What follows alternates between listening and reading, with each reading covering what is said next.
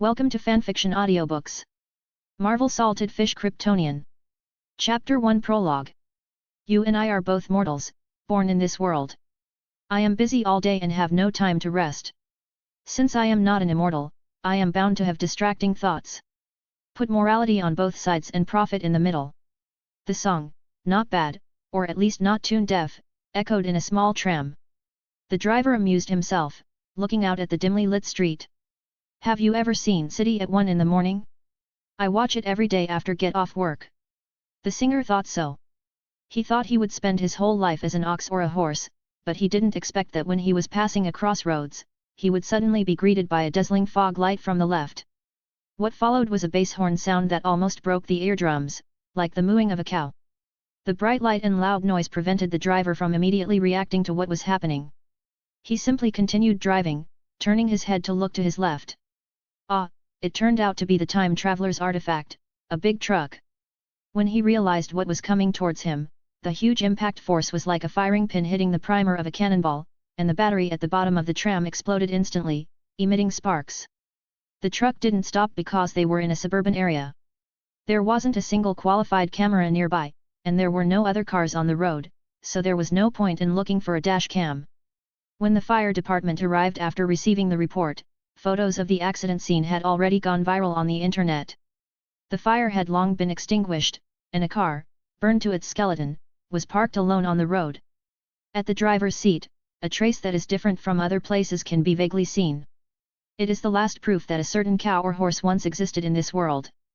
The only person who cared about him was his incompetent boss. Because someone had been absent from work for the next few days without reason, and no one was doing the work and no one was handing it over, the team leader was furious. Finally, a pink slip was mailed to the empty house with a 30-year mortgage, and then thrown into the trash by the bank's foreclosure agents a few months later. No one cares about the homeowner who has lost contact. Through Visit China. When the happy cow horseman opened his eyes again, he did not see his familiar driver's seat, nor did he see a large truck or dazzling lights outside the window. Instead, he saw. Well, even the window was different. He felt like he was sitting in a massage chair, his back tightly wrapped on both sides. Directly in front of him was an oval, slightly convex transparent shield, his only window through which he could observe the outside world. It was difficult to turn my head, but I could still move my eyes. I looked around and, with my limited field of vision, it felt like I was in a confined space. Then I looked out the viewing window and saw a dark scene dotted with stars. Is it night? It was just a flash, and the planet with its meteorite ring flashed past the window with unimaginable huge proportions. The night sky will not appear like the kind of scenes that can only be seen in planetariums or movies. Carefully observing the situation outside the viewfinder, looking at the huge stars flashing by from time to time, and the dazzling light in the distance. Oh! This reminds the people trapped inside of what happened not long ago, the front fog lights of the big truck. Feel your limbs.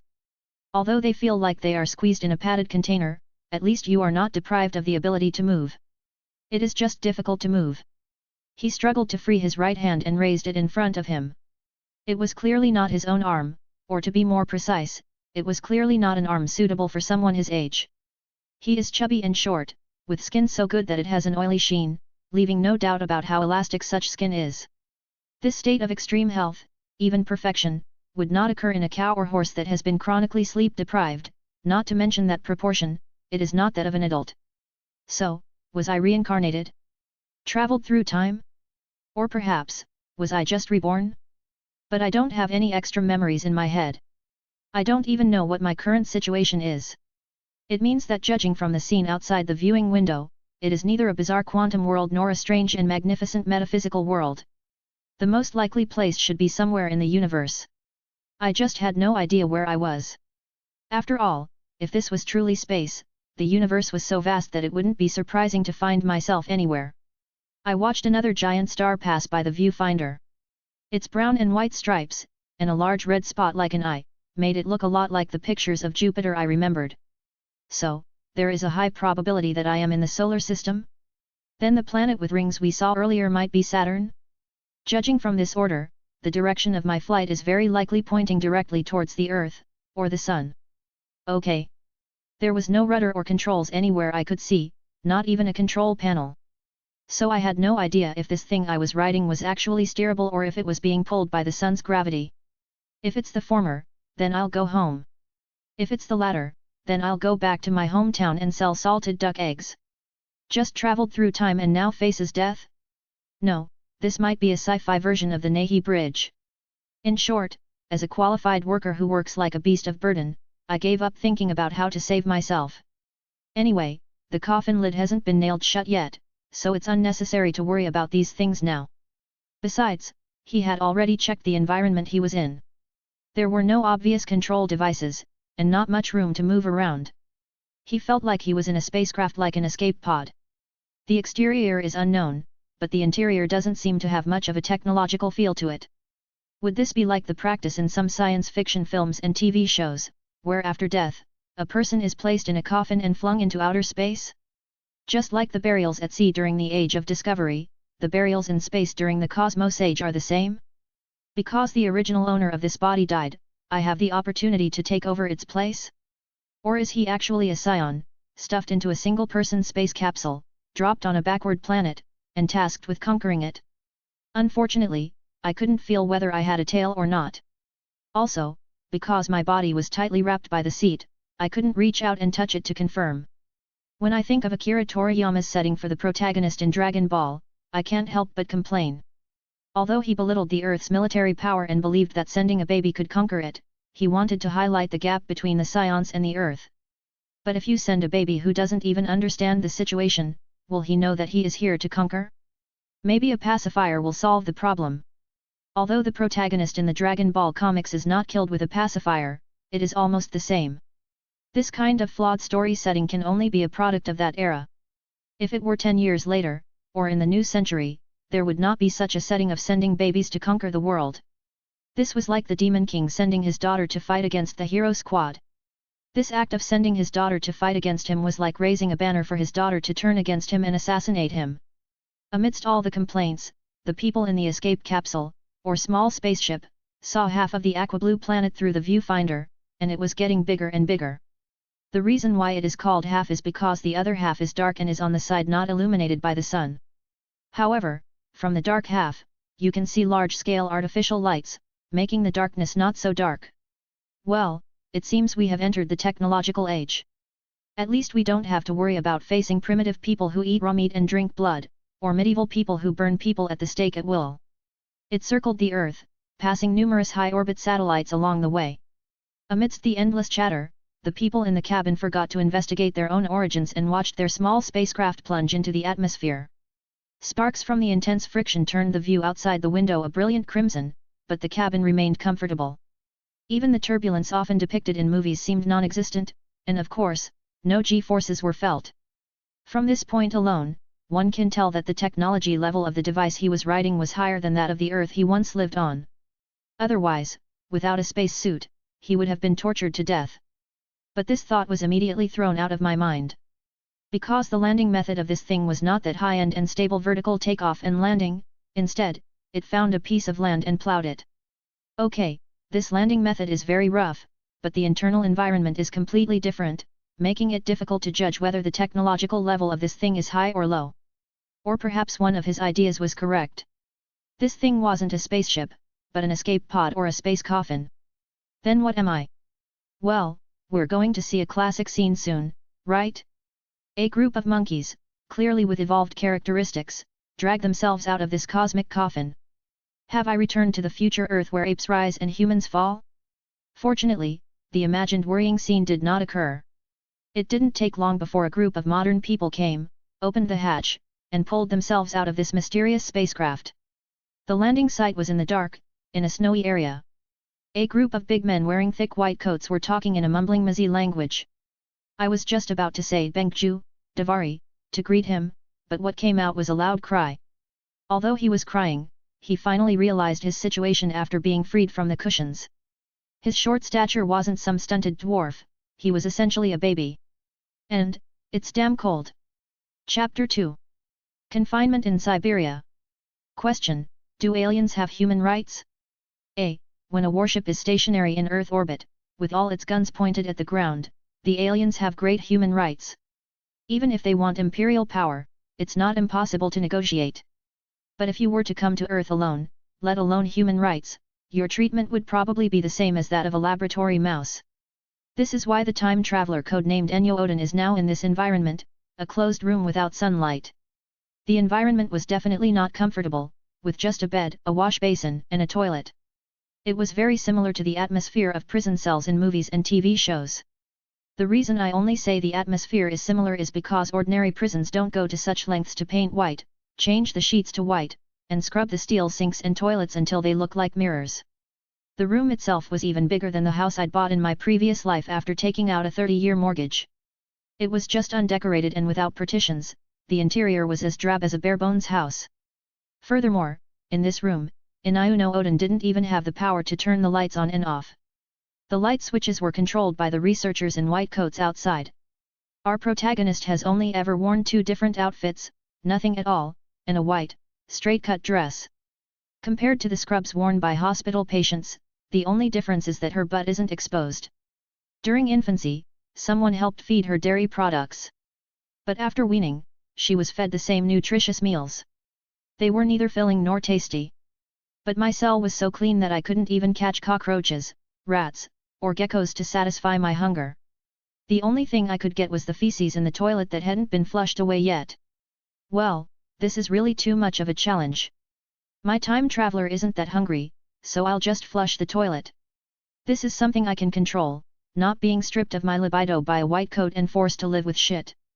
In short, apart from the 3 meals a day and turning on and off the lights to indicate that a day has passed, there is no other time or day counting device within sight. The temperature has basically not changed, and the temperature in the room is maintained almost constant, with no noticeable changes between spring, summer, autumn, and winter. Anyway, thanks to the straight skirt that looked no different from anything she was wearing, and the thin quilt on the bed, she wouldn't catch a cold or get sick. Speaking of illness, I haven't had any illnesses in these countless years, whether major or minor. But I can't say I'm healthy either. Almost every day I'm in a sub-healthy state, neither starving nor full. Communication with others was almost non-existent. Aside from being taken out for blood draws and physical exams, no one interacted with him. Even in his presence, others would be cautious in what they said and did, trying not to reveal any unnecessary information. By the way, the cleaning of the cell was done by others while I was away doing a physical examination. Anyway, no matter what marks or items you leave behind, including uneaten or deliberately left food, they will be cleaned up at this time. Or will they be taken away for research? After experiencing this a few times, the people locked up inside no longer do these unnecessary things. At first, the alien who traveled through time and space didn't understand this situation. Why didn't anyone want to talk to him and get some information? Later I figured it out. The premise of communication is that the other party has the information they want to know. For me, who was picked up as a baby, what important information could I have in my head? Explore what it's like to travel through space as a baby in that spacecraft? Or is he questioning the technology of his home planet? Could he expect such a thing from a creature with only memories of infancy? Therefore, the truly valuable things about me are actually the spacecraft that brought me to Earth and myself, the alien. No wonder everyone who comes into contact with me is so cautious, as if they are facing a great enemy. Almost all of them were wearing airtight protective clothing before they could come into close contact with me. Those who were only wearing white coats could only be seen through large glass windows. It's not that I haven't thought about chatting with them, expressing that I was born under the red flag and yearn for great people in a harmonious society. Thinking about the fact that I have experienced time travel, something so outrageous that it only appears in novels, it is hard to say whether this Earth is the Earth I am familiar with. Although what we saw were standard Slavic people, not apes, gorillas, or baboons, the language they spoke sounded like Mizi, not Eagle language, Japanese, or German. But he really didn't dare to bet on whether their scalpels would fall if they knew that he got the information about the Earth from somewhere. Because in this isolated environment, there is actually a way to obtain information from the outside world. Anyone would want to find a reason, whether right or wrong. If by some unfortunate chance you misstate the situation or the wrong person, then you really will have to perform an autopsy even if you don't want to. How does the saying go? A dead alien is a good alien. In a harmonious society, the only way to survive is to not challenge the official iron fist. People who are used to being submissive, working 996 hours a day, almost like 007, certainly don't have the romanticism of the French, who are ready to rise up at the slightest provocation. After working hard all my life, I finally realized that asking an ant for support is the best way forward. Although I am no longer supported by an ant, and I don't have anime to watch, games to play, or a mobile phone to chat with, and I don't have fat otaku happy water, fried foods and grilled skewers to heal my life, there is nothing to complain about. I thought this life of isolation, regular checkups, and blood draws would continue until my natural death. Unexpectedly, things would change when my body reached a bottleneck. The men in white coats seemed to have lifted some kind of restriction and began to torment the aliens. Smashing, cutting, puncturing, burning, and all sorts of torture techniques, heard of and never seen, or even heard of, were used one after another. Of course, the torture instruments were also bizarre. The white coats' purpose wasn't to torture them, torture itself was their goal. Or rather, they wanted to learn more about the aliens' recovery abilities, immunity, and other bodily functions. For example, when it comes to electric shock, endurance isn't a factor in their considerations. The white coats simply want to determine what voltage will scorch the contact area or cause someone to lose consciousness. Initially, the injuries were minor, with experiments conducted on different parts of the body, such as the limbs and torso. Later, the injuries became more severe, even breaking arm and leg bones, just to test the bone's healing ability. As a veteran of the time travel, he had never experienced anything like this. Before crossing over, all he had experienced was the accumulation of fatigue, mental stress, and anxiety about life. That was all. Looking back now, that little bit of pressure was really insignificant. At least I could relax, accept it, and adapt to that kind of life. But the direct physical damage is really different. Moreover, judging from the gradual worsening of the injuries, although at this stage they are only non-permanent injuries that can be healed, it would not be surprising if the limbs were removed or any organs were taken out. Or they start to treat themselves as a poisonous insect, and all kinds of bacteria and viruses torment them. In the end, there are only two choices, to make a specimen or to make a slice specimen. What's disappointing is that the choice is not in your hands. But to be honest, it's hard to say which is more painful, the isolation and loneliness during my growing up years or the constant physical torture now. Tom Hanks was drifting on a deserted island, but at least he had Wilson, the ball, to keep him company. But he had nothing. If I didn't still have the memories of my previous life in my mind, and if I didn't cherish and recall the movies, animations, novels, music, and other art or entertainment works that were once regarded as spiritual poison over and over again, I really don't know how I could have survived that period without going crazy. But now, this kind of physical torture only caused the traverser, whose spirit was already on the verge of collapse, to jump from one abyss to another. Despair began to brew. So even after studying for over a decade and becoming a seasoned slave in society, I still carry a heavy burden of sin. So does the Lord of Hell want me to pay for this in such a horrific way in this lifetime? The time traveler codenamed Aniuno Odin doesn't know how long he has been in this world.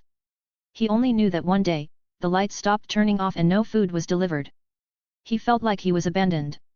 Even though the tap was full, the lack of other food sources and the starving hunger still overwhelmed this chronically malnourished and tortured body. His arm was still in a splint. In addition, the lights that were never turned off, although not as bright as the high-wattage lights used for torture, the mental fatigue caused by the inability to rest properly also pushed people to their limits. At times like this, people actually miss the days when they were tortured to the point of ecstasy not long ago.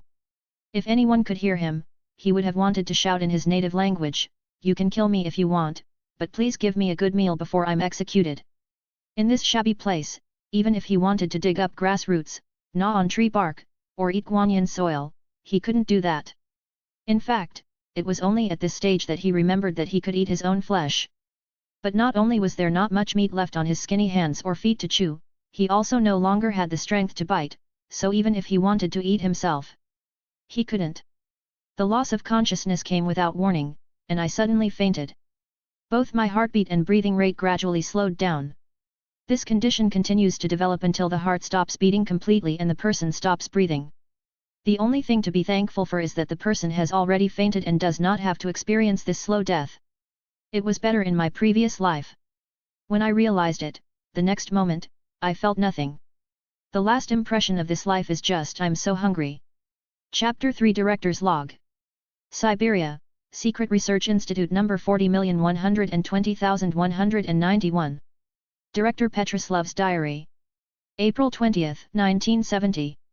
A few days ago, a massive meteorite was discovered in Siberia. Local garrison troops, after investigating the site, discovered an advanced flight module, clearly not of Chinese or American technology. Inside, they also discovered a baby. Following orders from superiors, an alien research center was established around the crash site. The infant was given the code name Alien 1 and was secretly protected and studied. June 26, 1974. Some idiot actually suggested dissecting our only living specimen. How did this guy get assigned to my institute? Did some high-ranking official in Kaberg have a son sired by a prostitute and then shove him into my institute just to gain experience? Let that idiot go to hell. He's not providing more research funding, but instead wants to deplete limited research resources. He must be a spy sent by the United States to come up with such a foolish proposal. I'm going to report that guy and have KGB investigate that bastard. We have to find out which women his sperm has gone to and completely sever this stupid bloodline. August 14, 1976. Alien number 1 is already 6 years old. Observing his growth period, he appears to be similar to that of a human, and various physical signs confirm this. However, it's unclear how much he eats. Some researchers have suggested providing it with adequate nutrition to see how far it can grow. But another group of researchers is worried that if alien number 1 is allowed to grow smoothly, some uncontrollable changes may occur. Mutants have caused enough trouble. Until a good means of control is found, restricting the development of alien number 1 would be the best option. Of the two opinions, I choose to adopt the conservative view. Besides the fear of losing control, there was only one living specimen, and I didn't want to lose this precious specimen by putting unnecessary pressure on it due to unpredictable expectations. This is not the demon summoning experiment conducted by the Tsarist Russian rebels and the German Nazis on the coast of Scotland in '44. I originally hoped to summon a powerful demon to wreak havoc within the Allied nation, but in the end, I only summoned a demon baby. What a joke! It is said that the baby has been trained by American scientists to be a soldier to fight against supernatural forces. Using demons to deal with these things is only natural. But the one I have is just an alien, and no one can expect him to fight as well as a demon. Want to train him as a soldier? Let the idiot who proposed this take the money from the Winter Soldier Project or the Red Room Project. I'll approve of this folly as long as there's more money to provide protection. February 19, 1980. The superiors were quite dissatisfied with the research institute's achievements. To this day, they still couldn't decipher the technology of the flight module. Nor could they replicate its materials. Nor was there any eye-catching value to be gained from alien number 1. The super soldier serum had long ago given up on the materials it could obtain from alien number 1, as neither blood nor spinal fluid had any super effects that could enhance humans. And judging from the X-ray of alien number 1, if it were given to an uninformed doctor for study, they would simply say that it was a very ordinary skeleton of an ordinary person. If they were shown other physical signs and data, they would probably only come to the conclusion that this was a child suffering from long-term malnutrition. In fact, if I didn't know that this child was an alien who crashed to Earth in an advanced spacecraft, I would have come to the same conclusion. But now, I can't help but wonder about such a statement. In order to verify it, I did not hesitate to use my connections to ask the first group of soldiers who discovered it. Because from all the signs, I have to wonder if these people have switched the aliens in the flight cabin. What the research institute got was just an ordinary human child. But after cross-examination, the only conclusion reached was that alien number 1 was indeed carried out of that flight cabin. Is this trying to tell me that the origin of human beings is from outer space, a science fiction fairy tale? Is it true? Or is it trying to prove something else? Unfortunately, my philosophical explorations haven't yielded satisfactory results. I need to deliver something more convincing. September 30, 1983. Although the motherland did not directly participate in the mutant war in Egypt, it indirectly obtained considerable intelligence, especially the various terrifying abilities displayed during the battle. For this reason, all transhuman research institutes received directives from their superiors, and our progress was once again criticized. Over a decade of investment had yielded no results. Did these idiots hope to gain eternal youth by replacing their own blood with the blood of a virgin? And then they drained my only sample. They might as well get some vampires to study, there are plenty of them in Eastern Europe.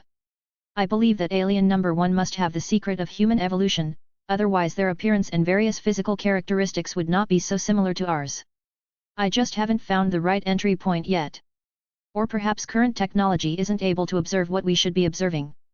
Perhaps I should start with genetics and explore something more nuanced. Otherwise, I simply cannot imagine that an alien race with technology that can support small aircraft traveling through outer space would not consider developing biotechnology to extend lifespan and strengthen the body. The mystery of that body is definitely more valuable than that flight cabin. In order to allow the research to continue, I had to compromise with my superiors and hand over the alien spacecraft. The research institute has yet to fully reverse engineer the technology in the flight module.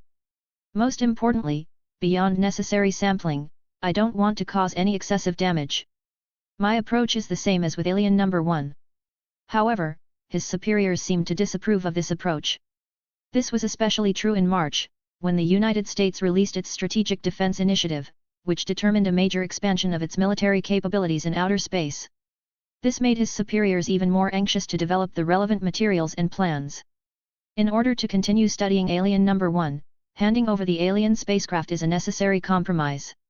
At the same time, they will also transfer relevant researchers and streamline the Institute's organizational structure. In exchange, the Institute's funding was not directly deducted from the flight capsule research, but was slightly reduced. This also meant that more funds could be invested in research on alien number 1. I hope this price can lead to a breakthrough in research. December 8, 1986. The leadership's shift in direction sounds like a good thing, but I'm not so sure. The specific criticisms aren't the focus of this record, but I simply hope it won't affect the Institute's operations. Clearly, that's wishful thinking. To support the new direction, superiors forced the closure of many ineffective projects and redirected funds to other uses. Unfortunately, the Alien Research Institute was placed on the watch list, and the pressure to delay was imminent.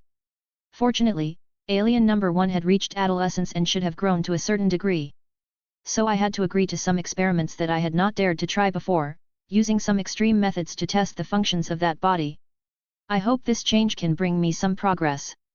January 7, 1988. This damned policy not only affected the motherland but also the Allies. The halter on the German wolf's mouth was loosening. Didn't anyone see it? The Institute's funding and material supply also ran into problems. Food, which had previously been distributed, now had to be purchased with rubles, and the price was getting increasingly expensive. I suspect that if this continues, the situation where a piece of black bread costs 500,000 marks will also happen in my beloved homeland. To do this, I had to contact some old friends and raise funds and supplies through them. There was already hope for alien number 1. Although his excellent healing ability was not as good as those mutants with self-healing abilities, he could heal the same injuries in a shorter time than ordinary humans, and most of the time, he would not leave scars. Unfortunately, the genetic profile of alien number 1 has not yet been deciphered. Seeing this, I finally believe that what I have in my hands is an alien, and not an earthling disguised as an alien after being switched. At least with current genetic technology, none of the proven methods could be replicated on alien number 1. The only reasonable explanation was that alien No. 1's genetic makeup was different from that of Earth creatures. However, this discovery still failed to convince the superiors to continue investing. They only said that they wanted something more practical, such as the super soldier serum that could produce more winter soldiers, or the black technology that would make the Firefox project a reality. I can only find a way to use the resources at hand to exchange for something that can allow the research to continue. It was dangerous, and the source of the funds wasn't right. But I couldn't care less. The mystery of Alien 1 was like a goddess lifting a corner of her skirt before my eyes. All it takes is one key, one inspiration, one opportunity, or something. November 9, 1989. Damn it, the wall fell. The survival of the GDR was on the brink of collapse. The voices of doubt were no longer limited to a small number of far-sighted elites as before. Even ordinary people began to doubt their own situation, wondering why it was neither as good as the leaders said nor as prosperous as the Western world. I can't say whether the route is right or not, but I must have done something wrong. I hope someone with some sense can quickly clean up this situation. I feel like I'm on the verge of success, and this is a crucial moment, so I can't be disturbed. August 1, 1990. Damn it, damn it. My old colleagues in the Chika told me that I was being targeted by the KGB. I am loyal to my country and my cause, and I am working for a better future. Why should they stop me? Aren't you planning something? Why do I have to be eliminated? I won't leave. I'll stay until the end. This is my last drop of blood and sweat, and I won't give up easily. The diary entry for August 1st is the final record. Chapter 4 Explorer. Even in Siberia in the summer, temperatures can reach over 30 degrees Celsius, but that's in the southern regions. Within the Arctic Circle, it's still cold enough to require winter clothing to venture outdoors. However, those accustomed to this kind of weather could go out in long sleeves and long pants. Several young people returning from the city were walking through the recently abandoned Siberian research base. The research base was not very large, and the group took more than an hour to walk around it. Teapots, teacups, gas stoves, floor lamps, table lamps, searchlights. It can be said that the evacuees only took away important things, and left all other daily necessities behind. Although these daily necessities may seem insignificant to the Red Empire, a manufacturing powerhouse, they are in short supply in their small village in the Siberian Arctic Circle where supplies are scarce. There are also those filing cabinets, wardrobes, and cupboards, most of which are made of wood, and a few are made of iron. Sturdier wooden cabinets can replace older cabinets. The rickety ones can be chopped into firewood for the winter. Iron ones can be disposed of separately. They even found several long and short guns, as well as a jeep that wouldn't start. What was even more surprising was that they found a grain warehouse. Although it was not a full warehouse, flour, canned goods, and other items filled up half of the warehouse. In particular, the internal power supply and heating systems are still intact. Even without considering the abandoned materials, the research base itself is also very valuable. Unfortunately, no documents could be found, as if all those things had been taken away. If it weren't for the mess inside the base and the signs of people ransacking the place, one would suspect that the people inside the base had left temporarily and would come back later. All these signs made the young people have some ideas about this base, instead of just focusing on the materials left behind. As the search operation progressed deeper into the base, a very special portal appeared before them. Since there were no warning signs or conspicuous red letters, it meant that there should be no fatal danger behind this door. The young men looked at each other and decided to open the door. Naturally, they looked at the rotary wheel valve on the door, which looked like a device for opening the door.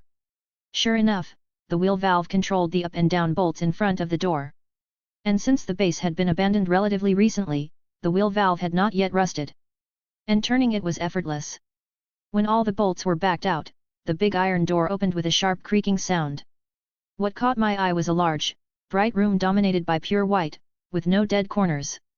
The most striking features were the shiny iron-gray steel wash basin and toilet. Besides that, there was a person lying in the middle of the room. Why is there someone here? Is this person dead or alive? Countless questions were asked by the young people, but it was clear that no one had the answers.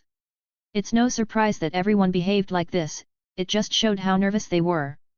After all, if someone is suddenly found in a base that is believed to be empty, no one would not panic. So they can only keep asking questions, hoping someone can answer them to relieve the tension. But who has the answer? When the cycle of being asked questions but never having any answers finally came to an end, everyone looked at each other in bewilderment. Finally, someone brave enough stepped forward and took a closer look at the person lying on the floor in a strange posture in the room. The man was quite tall, but appeared extremely skinny, clearly malnourished. His skin was a pale, bloodless color, and his nearly bald head of hair looked black. His eyes were barely discernible, having been rolled back so far that only the whites were visible. There was no noticeable rise and fall of his chest, but there was no pungent stench around. He checked the breath of the man on the ground and touched his neck, but the result was just that he shook his head. When everyone saw this action, they knew that this person was dead. What should we do? Leave him here, someone asked. Everyone expressed disgust at this suggestion. One of them said, I was thinking of using this as a secret base. Leaving a dead person inside. Finally, the boldest young man who took the lead said, come and help carry him out and bury him. This will put an end to what happened here. Of course, the Russians and the Western world don't have the concept of burying the dead. But when it comes to disposing of corpses, the cheapest and cleanest way is, of course, to dig a hole and bury it. Cremation requires collecting fuel, and burial requires a sturdy coffin or a dedicated grave to hold the deceased. These are more troublesome than digging a grave to bury the body. If it were discarded carelessly, with today's hygiene concepts, it would certainly lead to bad consequences such as stinking and plague. So it is best to dig a hole and bury it. In this fantastical world, filled with mutants, vampires, werewolves, and zombies, the dead are the least scary. As long as they don't get up. So once the decision was made to bury the body, the young men didn't refuse. 2 of them held the body by the hands, 2 by the feet, and 2 on each side of the waist, and they carried the body out and found a place to bury it. As for digging tools, they were readily available. Although not enough for everyone, burying a body wasn't a big deal, the only issue was depth. Too shallow and wild animals would easily dig it up and eat it, too deep would be a waste of effort. However, the body was heavier than expected, and the 6 strong men were exhausted from carrying it. As they walked out of the underground research base, they didn't notice that the corpse, exposed to the sun, had undergone slight changes. In Siberia during the summer, sunlight is a precious commodity, bringing warmth. Therefore, the group's route wasn't designed to avoid the sun, they simply walked as straight as possible toward the grove outside the research base. The grounds of the research base were disguised as ordinary settlements, ensuring that satellites or any other high-altitude reconnaissance methods would be unable to detect any local trickery. When the base was in operation, even vehicles entering and leaving the base would not use military trucks or other expensive vehicles that should not appear in such a place. So, according to this layout, there would naturally be a small church and a cemetery, as is the norm in any village. The young people plan to bury their dead there. Even if the government officials come back, they will not count whether there is an extra pit in this cemetery, which is not known whether it is used as a disguise or is actually used. However, what they didn't know was that under the scorching yellow sunlight, the suspected corpse in their hands came back to life. Chapter 5, Sitting Up in Shock While Dying of Illness. A certain segment of DNA that humans cannot understand began to take effect, converting this yellow sunlight with a unique wavelength into a certain energy and transmitting it to all parts of this almost exhausted body. Don't think that this kind of cleansing of the bones and marrow, a complete transformation, is a good thing.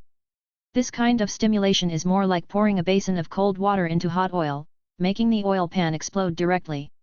These converted energies do not simply increase the body's strength level, but start from the bottom of the cells and significantly enhance all aspects of the senses and body functions. The gentle breeze that blew past was like a battering ram, striking the sensitive and fragile skin and transmitting the force deep into the body. Not only did the internal organs vibrate, but the bones also cracked. But these damages were repaired in a remarkably short time, and the repaired parts were even stronger than before. This frail body was constantly strengthened in the alternating cycle of destruction and repair. Ultra-high and ultra-low frequency sounds that are so subtle that normal people will not notice them, and those beyond the human vocal range, are also training and strengthening the eardrums and auditory nerves in the same way. Then there are the senses of smell, vision, touch, and pain distributed in every area of the skin. All of these senses communicate with the outside world at a speed beyond human imagination. In order to respond to such complex sensory information, the brain nerves continue to break through their limits and grow stronger and stronger. It can be said that the creation of a man of steel was not inevitable, but rather a necessary improvement after these super senses were strengthened in order to withstand these feedbacks. Without a man of steel, it would be impossible to withstand the pressure brought by these super senses. It's like having a chassis and drive shaft made of bamboo, it can't unleash the 800 horsepower, Formula 1 level engine and tire grip. Ultimately, the car will just fall apart, not achieve amazing results. These extremely sensitive cells are constantly strengthening themselves and adapting to the after effects of being overly sensitive. At the same time, the cells in various places that have been strengthened have also acquired different functions. But these functions need to be properly developed. It's just like as long as the car engine is powerful enough and the appearance and parts are matched, the car can also function as a speedboat or an airplane. However, if the strengthening process involves a long adaptation period, perhaps the person being strengthened would not suffer so much. But as I said before, this is like pouring cold water into a pot of hot oil, the reaction is violent and rapid. The pain involved is unimaginable to outsiders. What's worse is that all of the above only improve the physical level. Although the brain cells have been strengthened accordingly, the way of thinking has not changed or grown accordingly. It's like trying to run a AAA game on a supercomputer using old DOS software.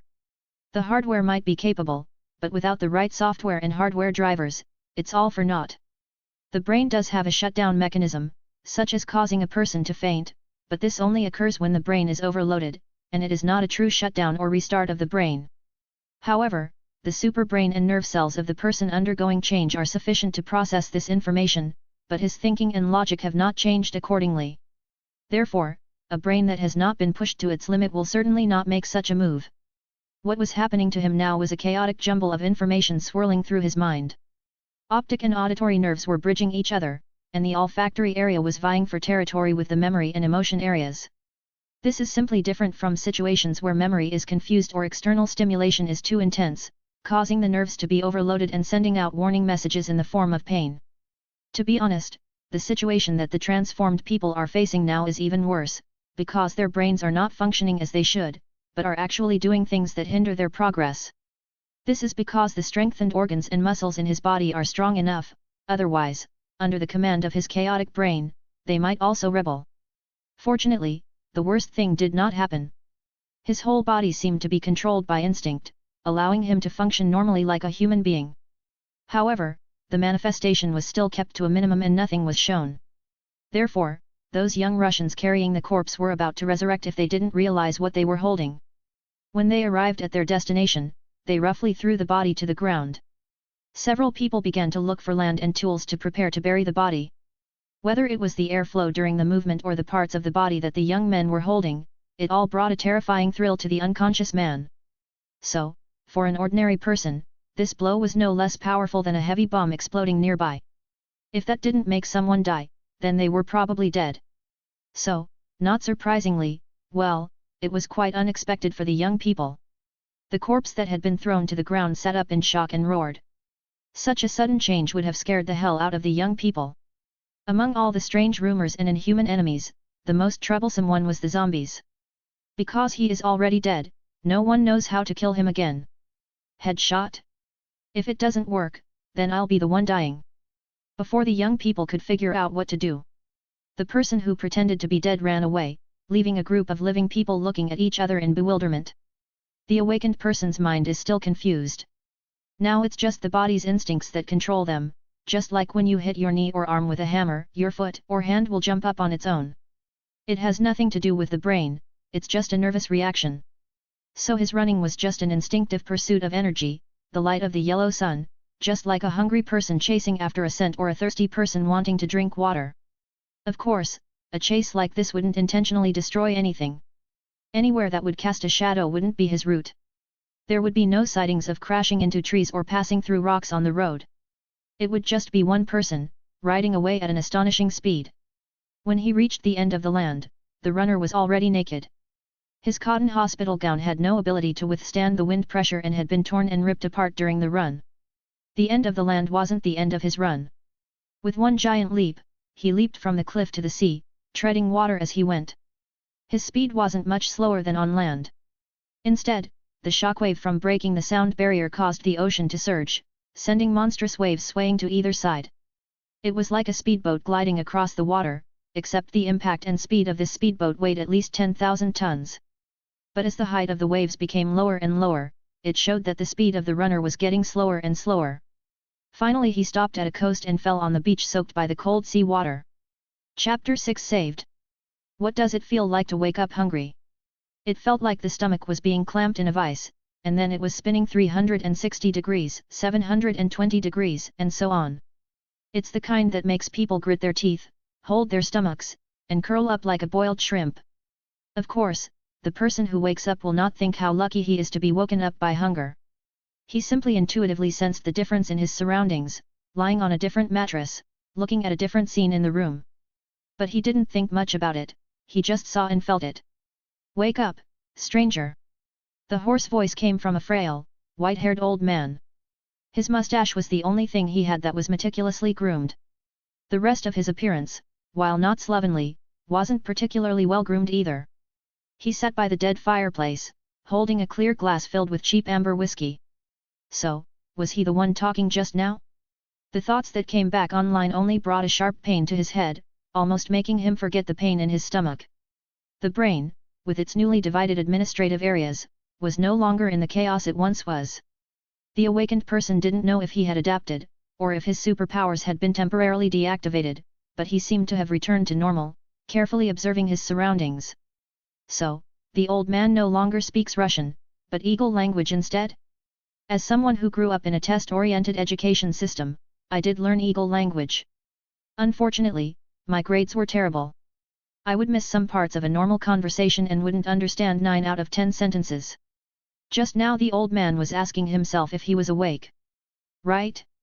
Hey, why do you understand it this time? Because his thoughts suddenly took a turn. His head hurt again, making him grit his teeth. Although the old man's greeting was not responded to, he was able to enjoy a facial expression show that was comparable to face changing. First, he looked silly, then the pain made his face wrinkle like a chrysanthemum. Then he looked around in confusion, with all kinds of puzzlement and surprise. Finally, the pain made his face look like shit again. The old man began to wonder if he had picked up a mental patient.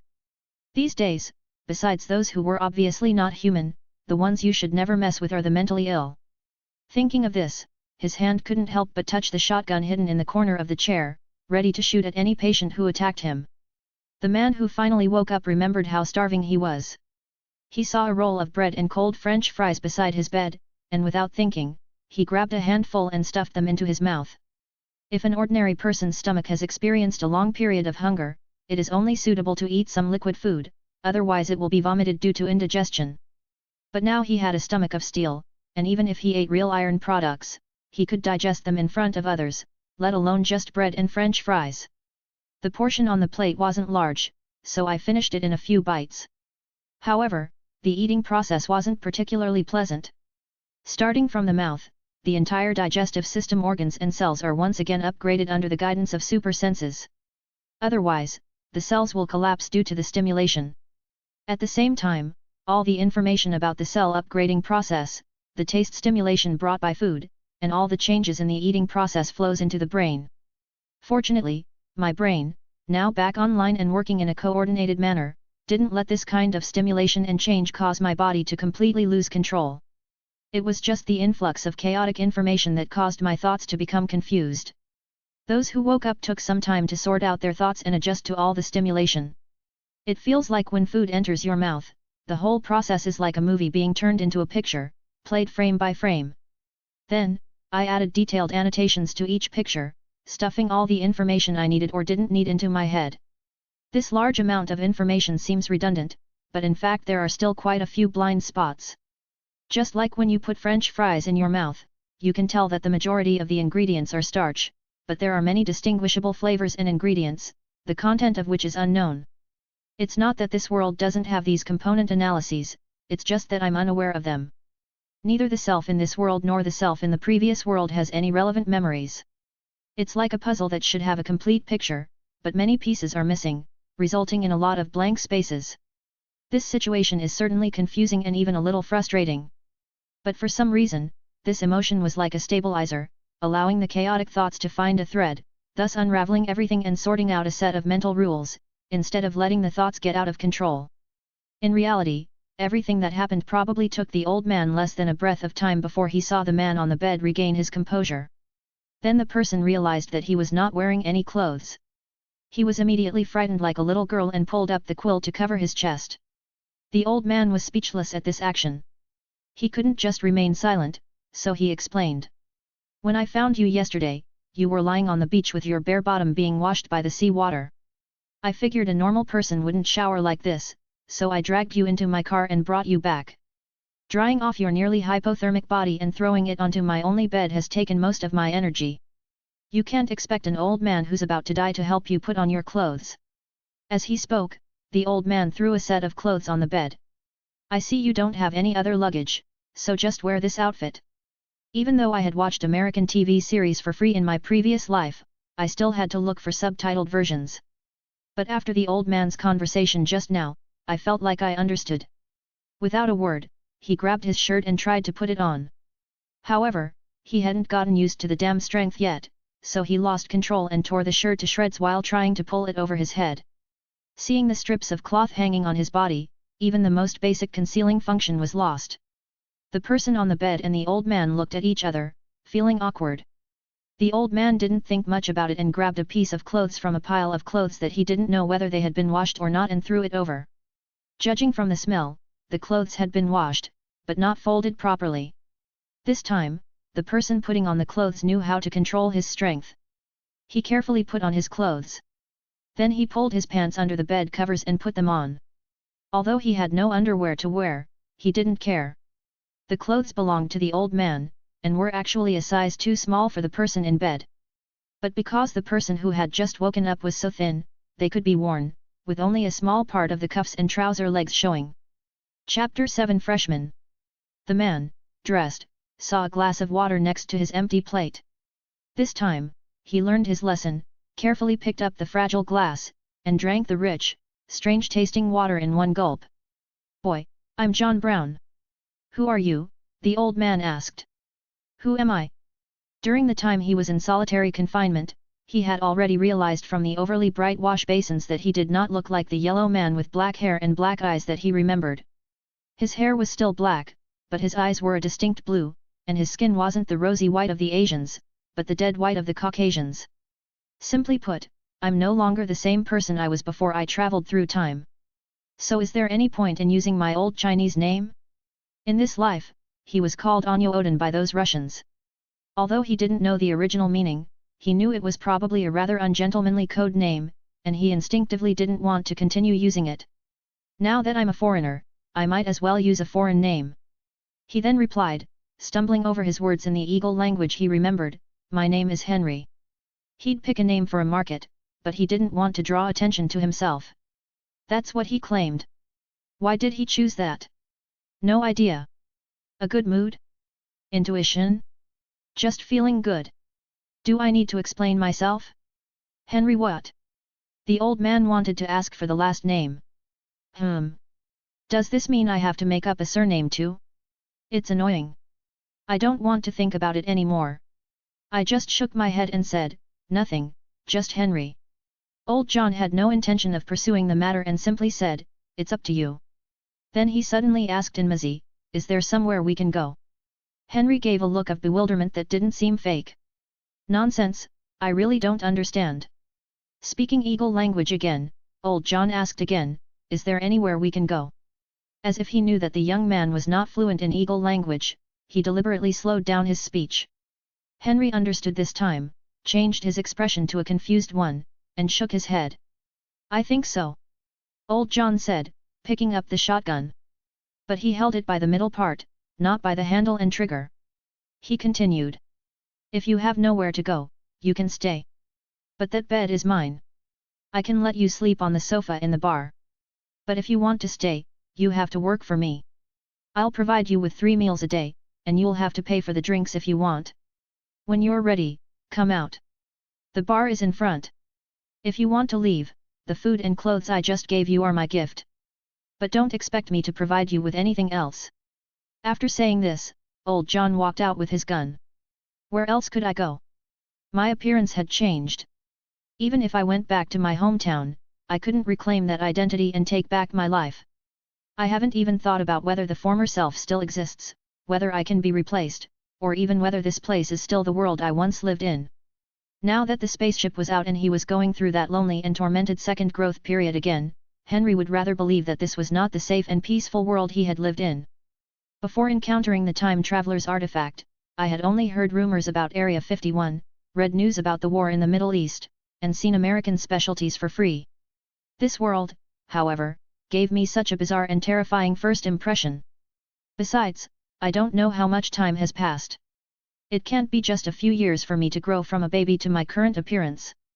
As soon as this thought came to mind, a number appeared in my mind, 7,213.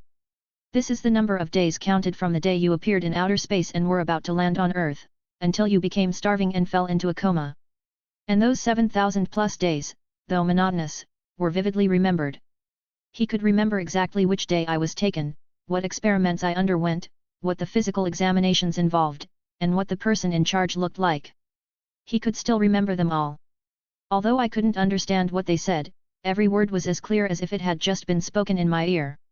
It was during that time when I was growing up, all the tortures and broken limbs, it felt like they had just happened. Whenever I thought about it, the corresponding part of my body would ache again. Henry quickly shook his head, trying to forget it, or rather, to focus his attention elsewhere. He had experienced the side effects of having an overly active brain. So, if I count from the day I traveled through time, I have spent nearly 20 years in this world? If we calculate based on the average human lifespan of 70 years, then nearly 30% of the time, or the most precious growth period, has been wasted? What a miserable start! I'm too tired to complain. Henry thought to himself. Instead of thinking about how to get back, I should think about how to live a good life here. After all, before I traveled through time, I just lived a carefree life. What makes people nostalgic is the D slot in their memory. In addition to the dedication of various teachers, there are also the anime and movies they have watched and the games they have played. If you want these things, you can collect them again. You don't have to take them back. Ah, now I know. I haven't cleared my browsing history, and there are still those collections in the D slot. If anyone sees those things, I'll be socially doomed. The good reputation I left behind in my previous life. Forget it, people are dead, it doesn't matter anymore. Anyway, no matter where the mud goes, it can still be a mess. Since you have given yourself a new name, let's live a new life. Henry, having come to his senses, opened the door and was greeted by a rather large bar. 6 four-person tables were sparsely arranged in the middle, and along the walls were long tables with sofas and small compartments.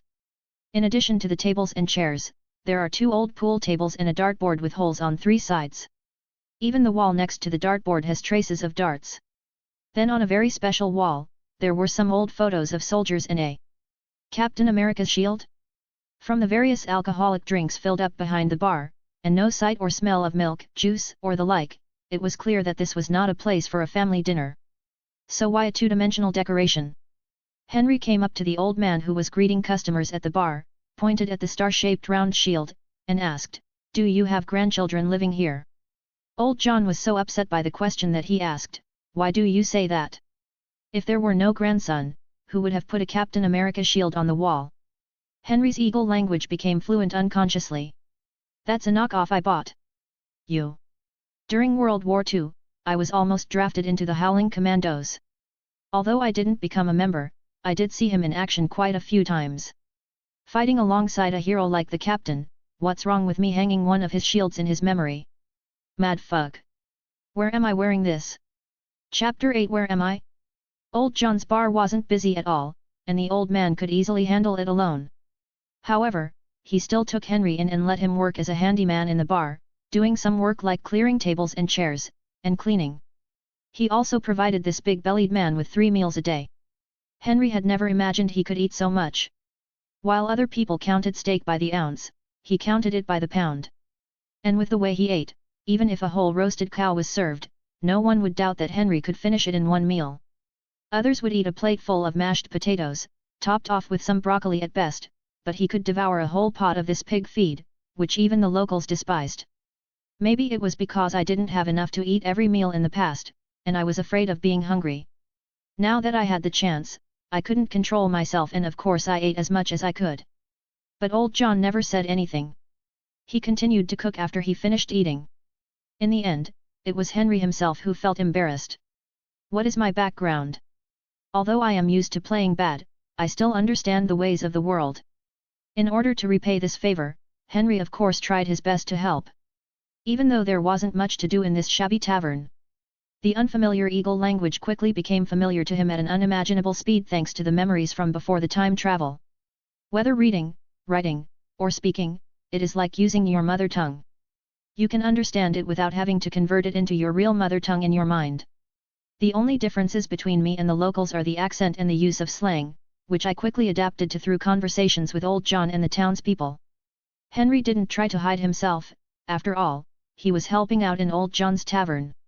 Even if business was slow, he still had to deal with some regular customers. In a place like this, a stranger will inevitably need an introduction, otherwise it will be difficult to integrate into the local environment. As for the extra strength and sensory abilities this body gained after leaving the institute, they were not a problem for Henry. It still benefits from the habits before time travel. One of the main reasons for wanting to be bad is to reduce one's presence. If you can avoid being noticed by your boss or superior, you naturally hope that they will not focus on you and just remember to pay you your salary every month. So acting quietly and cautiously was almost instinctive for Henry.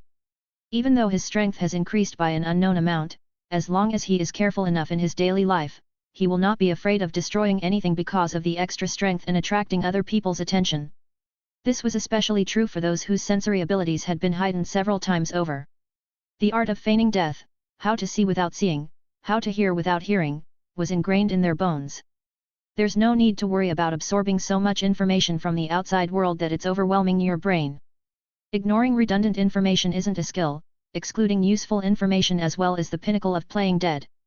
As for the sense of smell, there's even less of a problem. If you enter a room filled with orchids, you'll no longer smell their fragrance. If you enter a shop selling abalone, you'll no longer smell their stench. This is a proverb passed down by our ancestors. Simply put, smelling habit is no longer a problem. Now it's just that the nose can smell more smells. If you are suddenly irritated by a strange smell, no matter how sensitive your sense of smell is, you will feel uncomfortable. But once you get used to it, it will be just like that. As for the sense of taste, Henry is not a child who will put anything he gets into his mouth. Having a keener sense of taste can make eating a pleasure, or a torture. It's not a big deal. In short, given the improvements shown by this body, as long as you don't think about testing its limits and live like an ordinary person with your own lifestyle, it is very easy. As for testing the limits, why do that? As long as you can perform at the level of a normal person, does it matter where your limit is? I don't want to compete with Zisha Jingwen, just a game of exchanging punches to see who falls first. Henry had speculated about his origins. First, being a scion was out of the question, as they didn't have tails and wouldn't turn into a giant monkey when they saw a full moon. Then he said he was from another planet. Although he looked human, he loved basking in the sun. And while basking in the sun, he could feel himself getting stronger in all aspects. With all these characteristics, a term naturally comes to mind, Superman. Or, in other words, Kryptonian. Damn, did I go to the wrong shed? The reason for this question is that he has already received confirmation from Old John and other residents of the town that there was indeed a Captain America in this world. Everyone also brought out their own collection of evidence, such as Captain America character cards, news bulletins, etc. For example, Old John actually had a photo of himself and Captain America during the war.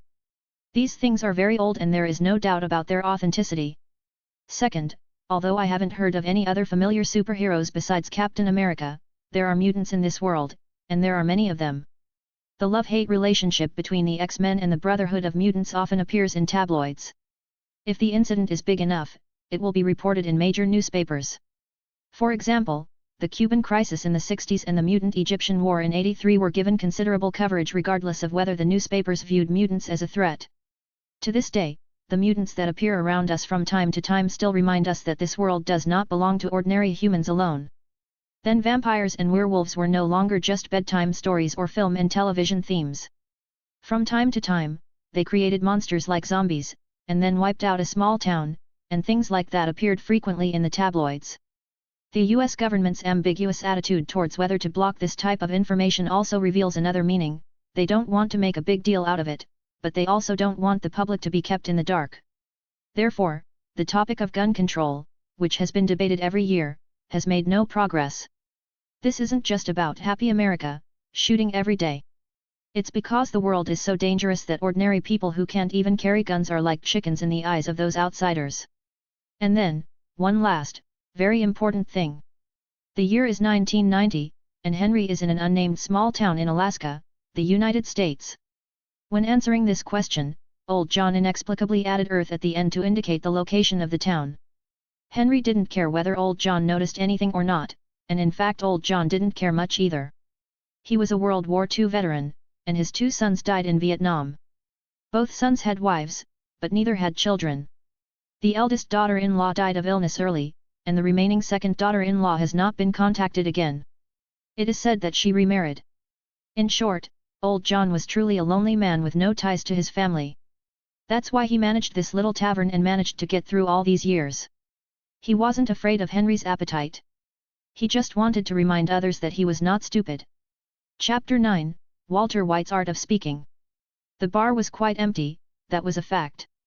Because there are not many people in this unknown town, all the young people have gone to other places to make a living, leaving only some elderly people to survive. So the people who come to the bar are all local residents and acquaintances. Most of the time, Old John was busy with other things. Customers would get their glasses and pour their own drinks as if they were familiar with the place. Sometimes they would just grab a can of beer and find the bottle opener themselves. Then they would put the money into the cash basket on the bar. This is why old John also runs a bar by himself. He doesn't forbid others from coming on their own. Of course, there will be some cursing. If you want to eat a full meal, there is another restaurant in town. Old John does not compete with others for business, but focuses on selling wine and some simple wine and food pairings.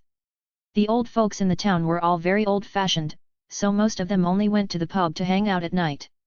They wouldn't come out to get drunk in the middle of the day unless there was something special going on. They also drink in moderation, mostly just a can of beer or a similar amount of alcoholic beverage.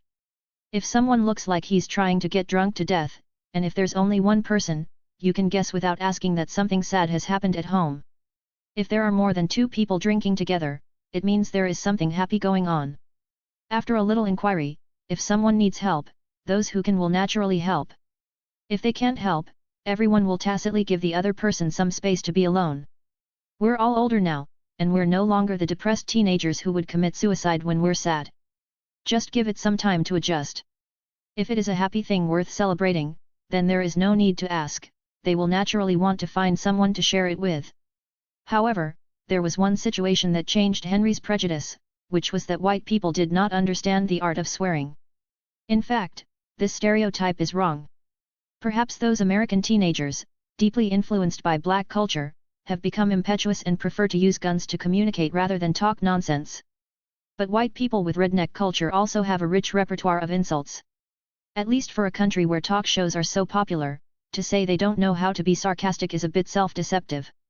More than once Henry heard phrases like, "Finally you showed up like a human being again instead of hiding somewhere else. I almost thought the bar was my home, you despicable bastard. Yeah, I'm surprised you can still come up to me and say something like that. I thought you were 6 feet under me. Oh, that's what I hope happens, not what happens to you. When you walk through my door, just talk like a human being instead of mumbling like a jerk. Forget it, give me a beer." 10. What, 10? Good Lord, old John, who are you, half Jew or something? You keep raising that damned price. The price of a can of beer has gone up to £10, and it's been going up for 10 years. You stubborn Scottish son of a bitch, you should see a doctor if you have amnesia. Yes, leave your change here for your medical needs later. I will take your money, donate it to the church, and ask the priest to reserve a plot of land for you to be buried there. Such taunting was a constant in the bar, happening 20 to 30 times a day. It had almost become old John's way of greeting everyone else. In the 1990s, while political correctness was beginning to awaken in the United States, it wasn't yet time to suppress white traditions. So, the black and racial memes heard from these people were endless, one after another, and no one was spared. It is undeniable that some words may not be understood by people from different cultural backgrounds. Even though these things couldn't be said in public in a few decades, it didn't prevent Henry from learning how to integrate into this old-fashioned society and live like a white American, not a black thug on the street. After all, my appearance is already limited to a certain range. Is there any benefit in making myself behave and speak like a black person? As for considering yourself as a citizen of a country of etiquette like in the previous life, if in fact you live in a timid and servile manner everywhere, you will only be looked down upon in this world. The old white men in the town don't think this guy is gentle, humble, and polite, they just think he is a wimp. The old ladies in the town were even worse. They simply treated this big boy as a girl who was masculine on the outside but effeminate on the inside and had a fragile heart. Being treated as a wimp is fine, it fits in with my life principle of playing dumb and being a jerk. But being treated as a sissy is unbearable, especially when viewed as a sissy by a fujoshi. Isn't that just being a jerk? Even though the term may not have appeared in this era, it doesn't mean that there are no such people. But the third time, the bar was really empty, so Henry spent most of his time watching the old CRT TV on the bar counter. Old John didn't subscribe to any pay channels, so apart from the free news channel, there were some TV channels that kept playing old movies and old soap operas. It was a color TV, but it was playing a black and white movie, but Henry was still fascinated by it. He watched these old movies not to learn English or anything like that, but simply because he was holding back. I was locked up in a dark research institute by the Russians for nearly 20 years. Not to mention entertainment, I didn't even have the most basic human communication. For someone who has been accustomed to loneliness in a previous life, having no one to talk to is not a big deal. But not having even a little entertainment is really suffocating. After finally seeing the light of day again and being taken in by old John, Henry certainly did not expect to live a life of feasting and revelry. Even if he wanted to, this nameless town didn't have the necessary facilities. So the old channels on that broken TV became the only salvation for this invisible otaku. It would be wonderful if the fat guy could have enough food to eat, but unfortunately, old John has already shown mercy and provided enough food. These things are constantly absorbed by the body as if to compensate for past deficits. Has anyone ever seen someone who only eats and doesn't poop, or only drinks and doesn't urinate? Henry is in that situation now. Once all food enters the mouth, the body's conversion efficiency reaches 100%. No feces or urine are produced, so there is naturally no need to poop or pee. At the same time, his thin figure was constantly changing, becoming stronger and more muscular. The whole person is like a balloon, changing almost every day. Anyone who is careful can see it. As for old John's mentality, Henry could sense it to some extent. He believed that nothing he brought with him could be taken with him, so if someone could use him, he wouldn't feel bad at all. Anyway, in this poor place like Alaska, he couldn't save money to become a millionaire. No matter how much he lost, he wouldn't lose everything. So he was willing to lend a helping hand to a kid who needed help. It has nothing to do with whether he is black or white, it's just that the future belongs to the young, not old people like him who have half a leg in the coffin. Chapter 10, Passion for Film.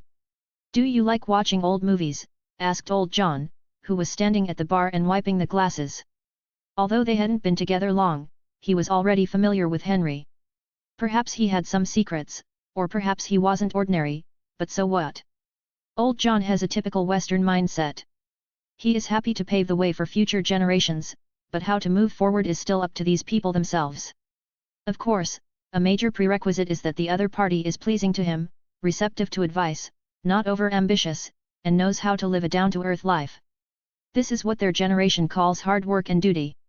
In their eyes, Henry was just that kind of person. Therefore, the communication between the two of them, and even the entire town, became simpler, without so much utilitarianism. Therefore, whatever old John saw or wanted to ask, he would ask it. During this period, Henry preferred watching old movies rather than semi-official free news channels like CNN. And he doesn't just watch it once. Even if it's a replay, he will watch it a second and third time, and each time he watches it with his eyes fixed on it. In response to old John's sudden question, Henry first moved one eye over, then the second eye, then turned his head away, and finally came back to his senses as if he had suddenly realized something, recovering from his state of immersion in the movie. Henry replied, "They are all so beautiful." For a man who has experienced the anime style of the 21st century and been baptized by various D-slot goddesses, Henry thought that black and white movies, which are ancient artifacts no less important than dinosaur fossils, would be out of place. After all, I have seen some clips on the internet, including Chaplin's classic black and white silent films, and they were all made extremely embarrassing by the exaggerated body movements. At first glance, it was like enduring nearly 20 years of life without entertainment, especially the second half, which was nothing but pain and a compromise with no other choice. But if you read it carefully, you will understand why classics are called classics. There's no need to dwell on cinematic techniques like camera work, lighting, and shadow. Every era has its own commendable aspects. A true study of these would fill a PhD in film studies with lengthy dissertations. Henry wasn't yet that expert. What really fascinated Henry were the women who were still incredibly beautiful even in black and white images. After nearly 20 years of entertainment starvation, Henry became irrevocably addicted to black and white movies. Of course, objectively speaking, there was nothing else he could get addicted to. He couldn't be addicted to pool or darts. With Henry's current physical condition, his only concern in competitive sports is how much water to release, not how to win. The abilities of Kryptonians are not simply about increasing strength or running fast, but rather about the subtle control of each muscle, and even certain changes in their abilities. This is similar to how the biceps change when a normal person stretches their arm and bends it, except that the Kryptonian's adjustments are more refined. In terms of his face, he can easily create what's known as facial art. With all sorts of exaggerated expressions easily within his grasp. He can even, through subtle adjustments, make the entire face appear like a completely different person. In sports, it's all about the control and manipulation of force. Combined with his own reaction speed and thinking ability, it's safe to say that any world record in sports is as fragile as a piece of paper in front of Henry. Take darts, for example, being able to shoot wherever you want is the most basic skill. The same goes for billiards, hitting multiple holes with one shot, or even clearing the table with one shot, is commonplace. After playing a few times, Henry stopped doing it. Firstly, it was boring, and secondly, he didn't want to expose his abilities. Old John could understand Henry's point. He agreed, women from the Golden Age are truly not comparable to today's female stars. Not every coquettish woman can be like Marilyn Monroe. Although he didn't directly criticize her, Henry's tone was dismissive. He pointed at the woman on the TV screen and said, "That's a real man's dream, okay?" The TV was replaying Audrey Hepburn's Roman Holiday, a scene where the runaway princess was riding a scooter through the streets of Rome with malicious reporters. To put it nicely, it's a smile that blends elegance with innocence, captivating you with every frown and smile. To put it bluntly, it's a smile that exudes a sense of nobility tinged with foolishness, making you want to either protect it or destroy it. In this scene, all the efforts of the director and photographer seem meaningless. The male protagonist and the passers-by are just background boards. Everyone's eyes will be focused on Audrey Hepburn's face, admiring all her expressions. Unfortunately, Henry's opinion was not shared by most people in the bar, and a group of old men booed like they were opening soda bottles. Young people are young people, they only care about faces. Don't you know that those skinny as bamboo figures will only knock you when you hug them? Monroe is the best. But there are also those who disagree. You don't understand. Greta Garbo is the reincarnation of Venus. Just seeing her fills me with awe. What kind of goddess is a cold face? Hedy Lamarr is the symbol of lust. When I look at her, my thoughts flow like a spring, erupting uncontrollably. Henry listened to everyone talking about their ideal goddess and couldn't help but sigh and said, "Are everyone's tastes so different?" Rather than saying we have different tastes, it's more like the real beauties were produced by Hollywood during the Golden Age. Nowadays, the movies are full of ugly girls. It seems that anyone with two eyes and one nose can be on camera. Yet, there are too many choices, and no matter which one you choose, it won't feel right. I think you're just trying to argue. You want to say something different than what others say. Anyway, we can only see them in movies, so why not talk about them? Of course, you can do whatever you want. Just go home and sleep early, and everything in your dream will come true. Hey, tell me. With the rate Hollywood is declining, maybe someone with dark skin, a square face, thick eyebrows, a big mouth, and eyes that are even more glaring than your wives will be able to play the leading lady. Even then, we still have to buy tickets to the theater. Henry mentally retorted, "Old man, you're right. If you just hold on a little longer, you'll see a future like that. It's not just the film industry, television, games, all visually oriented media will be invaded. Isn't that thrilling?" Henry held his head and groaned, "Oh, please stop talking. I really don't want to see that kind of future." Everyone, including old William, burst into laughter. Suddenly someone said, "Henry, since you are so interested in movies, why don't you go to Hollywood?" The laughter stopped and the bar fell silent. Chapter 11 Next Step. One of the main reasons why there are not many young people in the town is because the elderly encourage them to go out. Because everyone knows that staying in a small town means there is no future. It is a place for the elderly to retire or be buried, not suitable for young people to develop. They didn't know where Henry came from or why he came. He could stay and no one would object to his arrival. But he would eventually have to leave. Today's question, although seemingly casually asked, is also a test. This guy didn't seem to be here because of a broken heart, nor was he a wanted criminal or being hunted by gang members. So, he shouldn't have stayed with them in this dying town. Since I have to leave eventually, where to go is a question that the old men have a lot to say about.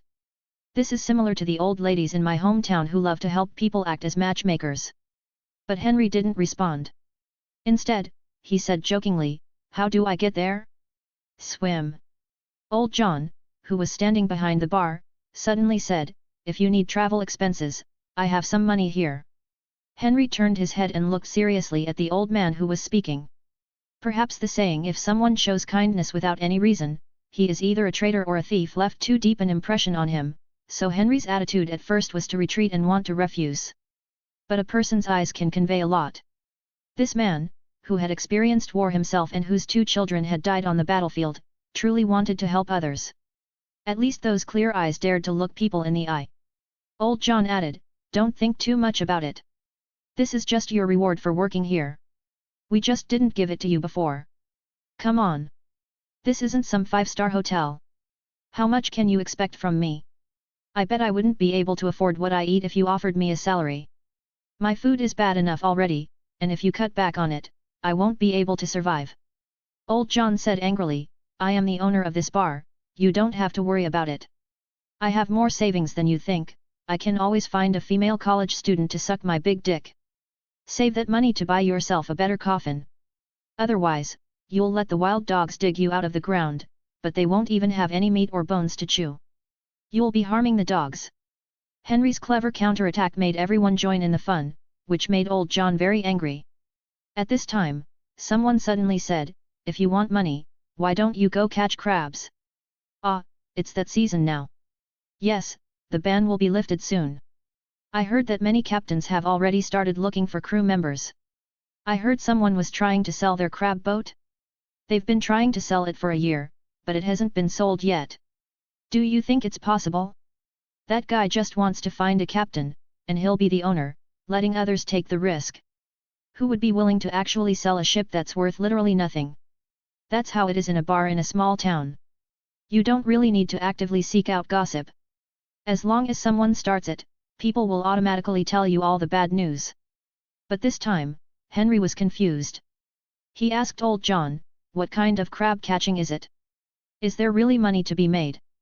Old John looked rather nonchalant, but another old man next to him said hurriedly, "They caught king crabs. Do you know king crabs? If you spread out their legs, they're huge, almost as tall as a man. King crab." Henry was a poor guy in his previous life and he is still a poor guy in this life. Although he has never eaten it, at least he has seen the picture and knows what it is. If it is king crab, it is true that people who go to catch it can make money considering its sky-high price. Old John said disdainfully, "But crabbing boat work is very tiring and dangerous. But at least it's a legitimate job, not murder, arson, or bank robbery. And the money comes quickly. A capable captain can make at least 300,000 taels in a week or two, returning with a full load. An inexperienced green-handed sailor can make 50,000 taels per trip. Although I left the Underground Research Institute only a little over a month ago, I am not responsible for accounting at the bar." But Henry could still roughly understand the purchasing power of the United States from everything around him, and it was indeed similar to his impression in his previous life. A bottle of beer is 1 to 1.5 quid, a large steak is 5 to 10 quid. If you bring out mashed potatoes and broccoli for 5 quid, Old John will bring out a whole basin. A typical house in town costs less than 10,000. Even a bar like Old John's, including interior decoration and furniture, can be completed for around 30,000 to 50,000. This is of course also because the town is located in a remote area and is not a good place, so the housing prices and the prices of self-produced goods are quite cheap. If the item has to be shipped from out of town, especially outside of Alaska, the price goes up. In other words, a trip on the crabbing boat was enough to settle down in the town. This temptation was already great enough for Henry. But he wasn't too eager to jump on the crab boat. Henry looked at Old John, who had a sour face. He got along well with this old man because they both had steady personalities, preferring to be conservative rather than reckless. So Henry wanted to hear Old John's opinion. The old man behind the bar seemed to have received the inquiring look and said unhappily, "If you want to go on the crab boat, I won't stop you.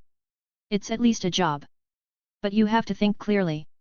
Crab fishing is not only tiring and dangerous, but it's not surprising that people die at sea. Every year, there are unlucky people whose entire boat never makes it back. I hope you at least know what you're doing. King crab, which is caught during the 2-month fishing season each year, is an important industry in Alaska.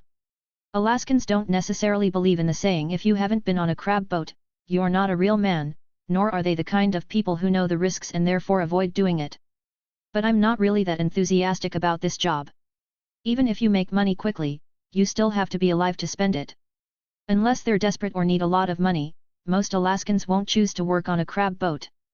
This has indirectly led to an increase in the labor shortage on crab boats and an increase in wages, hoping to attract more outsiders to work there. So old John didn't dampen Henry's enthusiasm, nor did he encourage him. Instead, he told the truth in what he thought was fair. Old John's cold attitude certainly didn't dampen Henry's interest. As someone who had been both a social animal and a homebody in his previous life, how could he not understand the significance of money in modern society? As the saying goes, money isn't everything, but without it, you can do nothing. Even if you robbed an entire town, you wouldn't necessarily be able to find 10,000 yuan in cash. So, what better way out is there than joining a crab boat? Chapter 12 Interview. Although the nameless town has a dock, it mostly serves small freight ships. The dock where the crab boats depart is to the south of the town, a busier and larger dock town. The two towns were certainly not the kind of place where they would never see each other again. So when Henry wanted to join a crabbing boat, the old people in the town helped him contact a more experienced captain. Old John even drove Henry there himself. The passenger seat was occupied by an elderly man from the town who had been in contact with the captain, and everyone called him the Polak. Henry sat in the back of the truck, wrapped in his coat, basking in the October sun. Although October is considered autumn in lower latitudes, it's already freezing cold in Alaska. Henry, unable to squeeze into the cab and forced to sit in the back of the truck, actually wanted this sunny spot.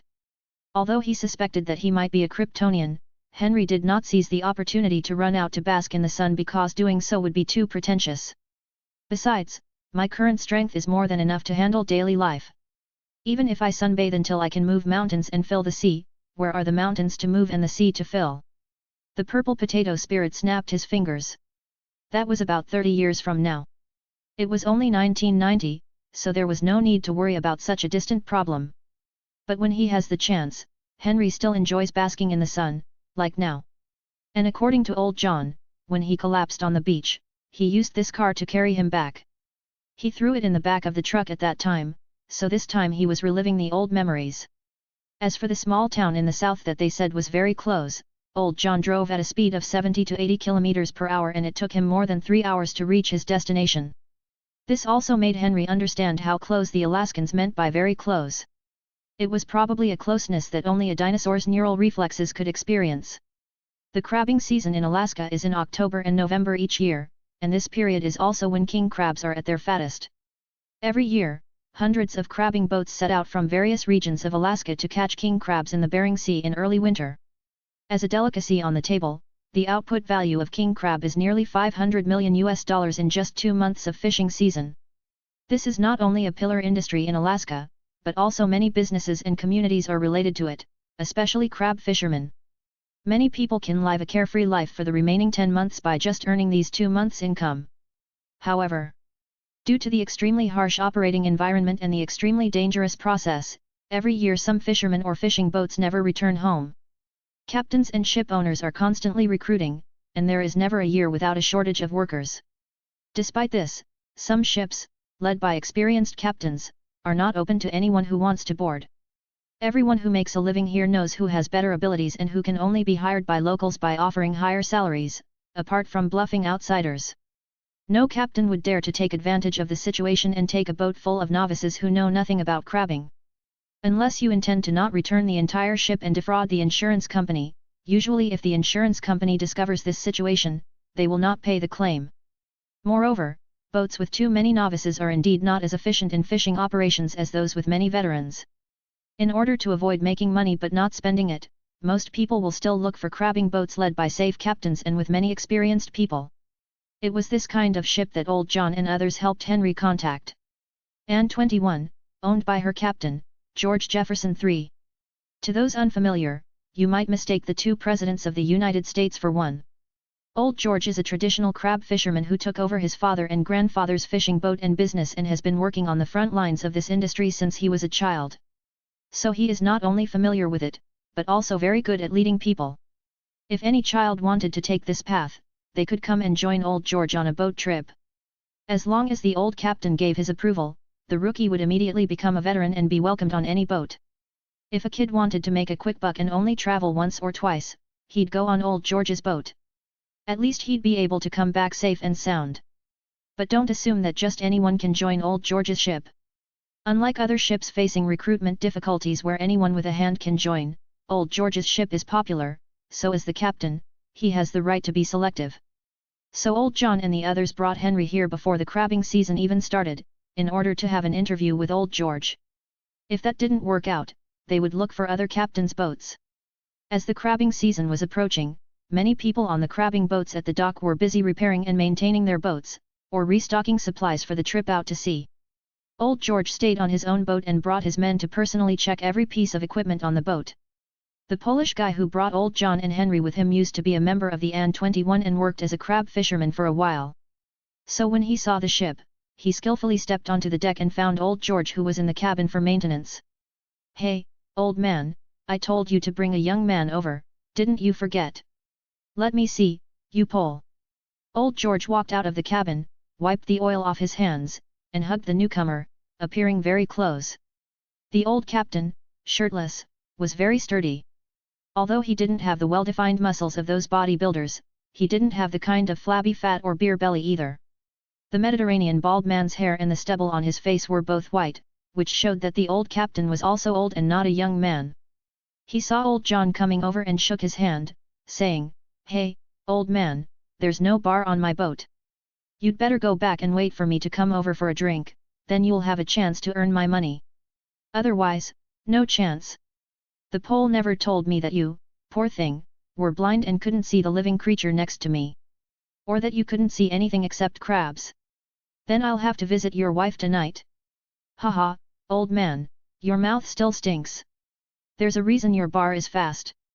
It was in the same dead state 30 years ago, and it will be in the same dead state 30 years from now," old John replied. Old George raised his hands and stepped back in surrender, only then noticing the only young man present. "Little Green, what's your name?" "Henry, sir." "Henry what?" "It's just Henry. I haven't figured out what my last name is yet." "Ha!"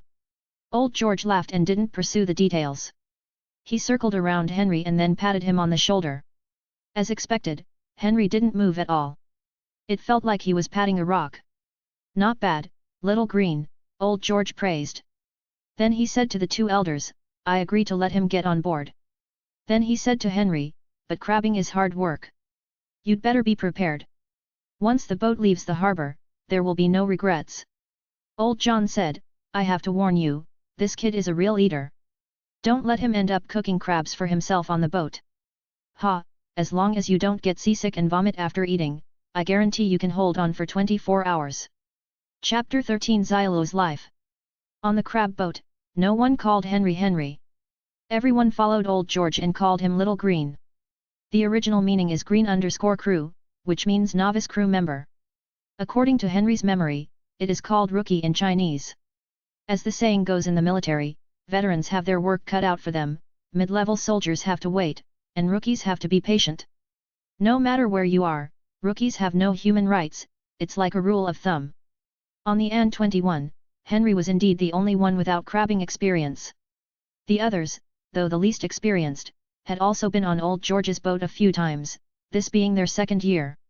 Henry had some understanding of the fact that one should accept the dish as it comes, besides, he was completely clueless and couldn't rely on his superpowers to beat everyone into submission. If you want to live comfortably, go home. However, under the leadership of old George, there was no deliberate bullying of the newcomers, because from the first day out to the crabbing spot in the Bering Sea, it was the only peaceful day. The life that follows is a horrible cycle. The crab boats work nearly 21 hours a day, which does not mean that there are 3 hours of complete sleep time. Instead, these 3 hours are spread out throughout the day, and the final complete sleep time may be only a little over an hour. The work shifts last 2 to 3 hours, with a 5 to 10 minute break between each shift. This time is used for eating, drinking, and defecating. Therefore, crab fishermen may eat 5 to 6 meals a day. The lunch and evening breaks were longer, lasting 20 to 30 minutes. These were also the only times during the day when we had the opportunity to eat hot food. The rest of the breaks consisted of simple dry food. The work is complex and dangerous. The crew hangs a bag of minced meat bait in the center of a 350 kg iron crab trap, then lowers the trap about 150 meters below sea level to attract crabs to feed. But it doesn't mean that everyone can rest after throwing the iron cage into the water. Because there is no way a boat can only have one crab cage. The operation is continuous. As soon as one cage is dropped, the previous one will be pulled up. Regardless of whether there are king crabs in it, it must be rearranged and a new bait bag must be hung. A key issue in the sorting process is the problem of ice. Unlike sea water splashed onto a boat, solid ice will not flow back into the sea through the side of the boat. Some of it will even freeze on the crab pots. If there are too many ice blocks and they are not dealt with in a timely manner, that is, by breaking them up with a sledgehammer and throwing them back into the sea, it may affect the center of gravity of the ship and cause it to capsize. So even though all the crab pots were temporarily in the sea and not hoisted back on the boat, everyone still had to go break the ice and had no time to rest. Of course, the crab pots were placed and raised with the help of the boat's crane. Henry, a young greenie, couldn't reach the crane, so he basically followed the experienced crabbers around the crab pots. And don't think that king crabs are docile seafood. Even if they are caught on the surface, they are not as active as those on the bottom of the sea. However, the hard shell, sharp spines, and claws are still very solid. Even if you don't get stabbed or pinched, just picking up a king crab can hurt your hands. So gloves are a must. Of course, Henry wouldn't be injured by a mere king crab, but he didn't make an exception and work with his bare hands to show his invulnerability. In addition to the non-stop working hours and the unfriendly target crabs, the biggest difficulty on the crabbing boat is the sea conditions. October and November in the Bering Sea are undeniably wintry. Polar storms sweep in from the Arctic, mixing with the seawater, force the crab boat crews to work in temperatures around freezing. Sometimes, there's even a light snowfall. Frequent winds exceeding 26 km per hour whip up waves up to 10 meters high. Crab boats are small boats, so naturally, they can't be very stable. Simply standing steady in such a working environment is a challenge. Not to mention the frequent large waves that hit the boats, potentially sweeping unwary crew members overboard. Fortunately, crabbing boats aren't warships, so if someone falls overboard, they'll still be rescued. But in these harsh sea conditions, rescue efforts are incredibly difficult. It can be said that the first and biggest hurdle to getting on a crabbing boat is to avoid getting seasick. Or rather, to avoid getting seasick as much as possible. If you get seasick, just vomit and don't do your homework. Therefore, the bad sea conditions, horrible working hours, and the difficult to deal with king crabs are the reasons why Alaska's crab boats are short of workers every year. As for Henry, he originally thought, wouldn't it be better if he didn't work so hard every day and had more rest time? But after actually experiencing the working environment, I can answer this question myself without asking anyone. Icebreaking was a constant task, and the seas were so bad. To get a good night's sleep on a boat like this would require enough skill to nap on a roller coaster. So everyone on the crab boat would definitely agree to fill the boat quickly and return to port quickly. Only when you are full will you protest about not getting enough sleep. Get done early and go home early. At this time, an experienced captain is very important. In addition to controlling the boat to ride the wind and waves and avoid being overturned by the waves, he also needs to accurately judge where the king crabs can be caught. Because king crab migration patterns are irregular and do not show up on fishing radar or sonar, the success of a catch depends heavily on the captain's experience, intuition, and luck. If you are unlucky, the time you spend at sea will be longer and the risks will increase accordingly. If the captain is brave enough, you can return to the port with a full cargo hold in about 5 days. The Pole had told Henry before that a trip would take about 2 weeks, a result only a poor captain could achieve. Most people can't last more than 2 weeks. After more than a week, even if the cabin is not full, they will choose to return to the port to rest. After all, this kind of high-intensity work is a life-threatening endeavor, fueled by adrenaline. If you overdo it, not only will someone die on board, but the entire ship will be lost, which would be disastrous. In these few short days, Henry's performance has made the veterans extremely satisfied. In a high-intensity working environment like this, the most feared thing is encountering bad teammates, and there is no extra time for workplace bullying. Henry's rookie status couldn't be erased, as there were so many things on the ship he didn't know, and he loved asking questions. But once he'd asked once, and done something once, he almost never made the same mistake again. I say almost because when working with others, there are bound to be some misunderstandings. But no one complained, because Henry would quickly correct himself if he was called out. Who wouldn't be happy with such a worry-free crew? A little green like him gets paid the least of everyone else. He's so jealous he doesn't even know where to begin. This speed of learning and efficiency in doing things give him the opportunity to do things beyond the basics. It could be said that Henry had touched every tool on the crab boat, inside and out, except for the rudder. No one had any objections. And this had only been less than 5 days. Chapter 14 Accident. Complex sea conditions are the main cause of accidents on crab boats. Even if everyone is extremely alert and careful, sometimes a small wave can cause an accident.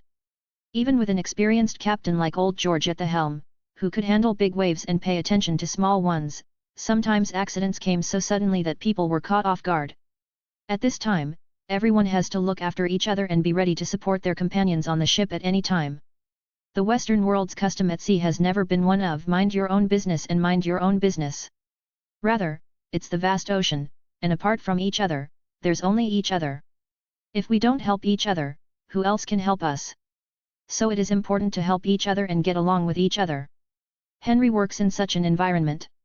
Although he still tries his best to hide the fact that he has super strength and various super abilities. He can't help but be infected by the working atmosphere and lend a hand when others need it.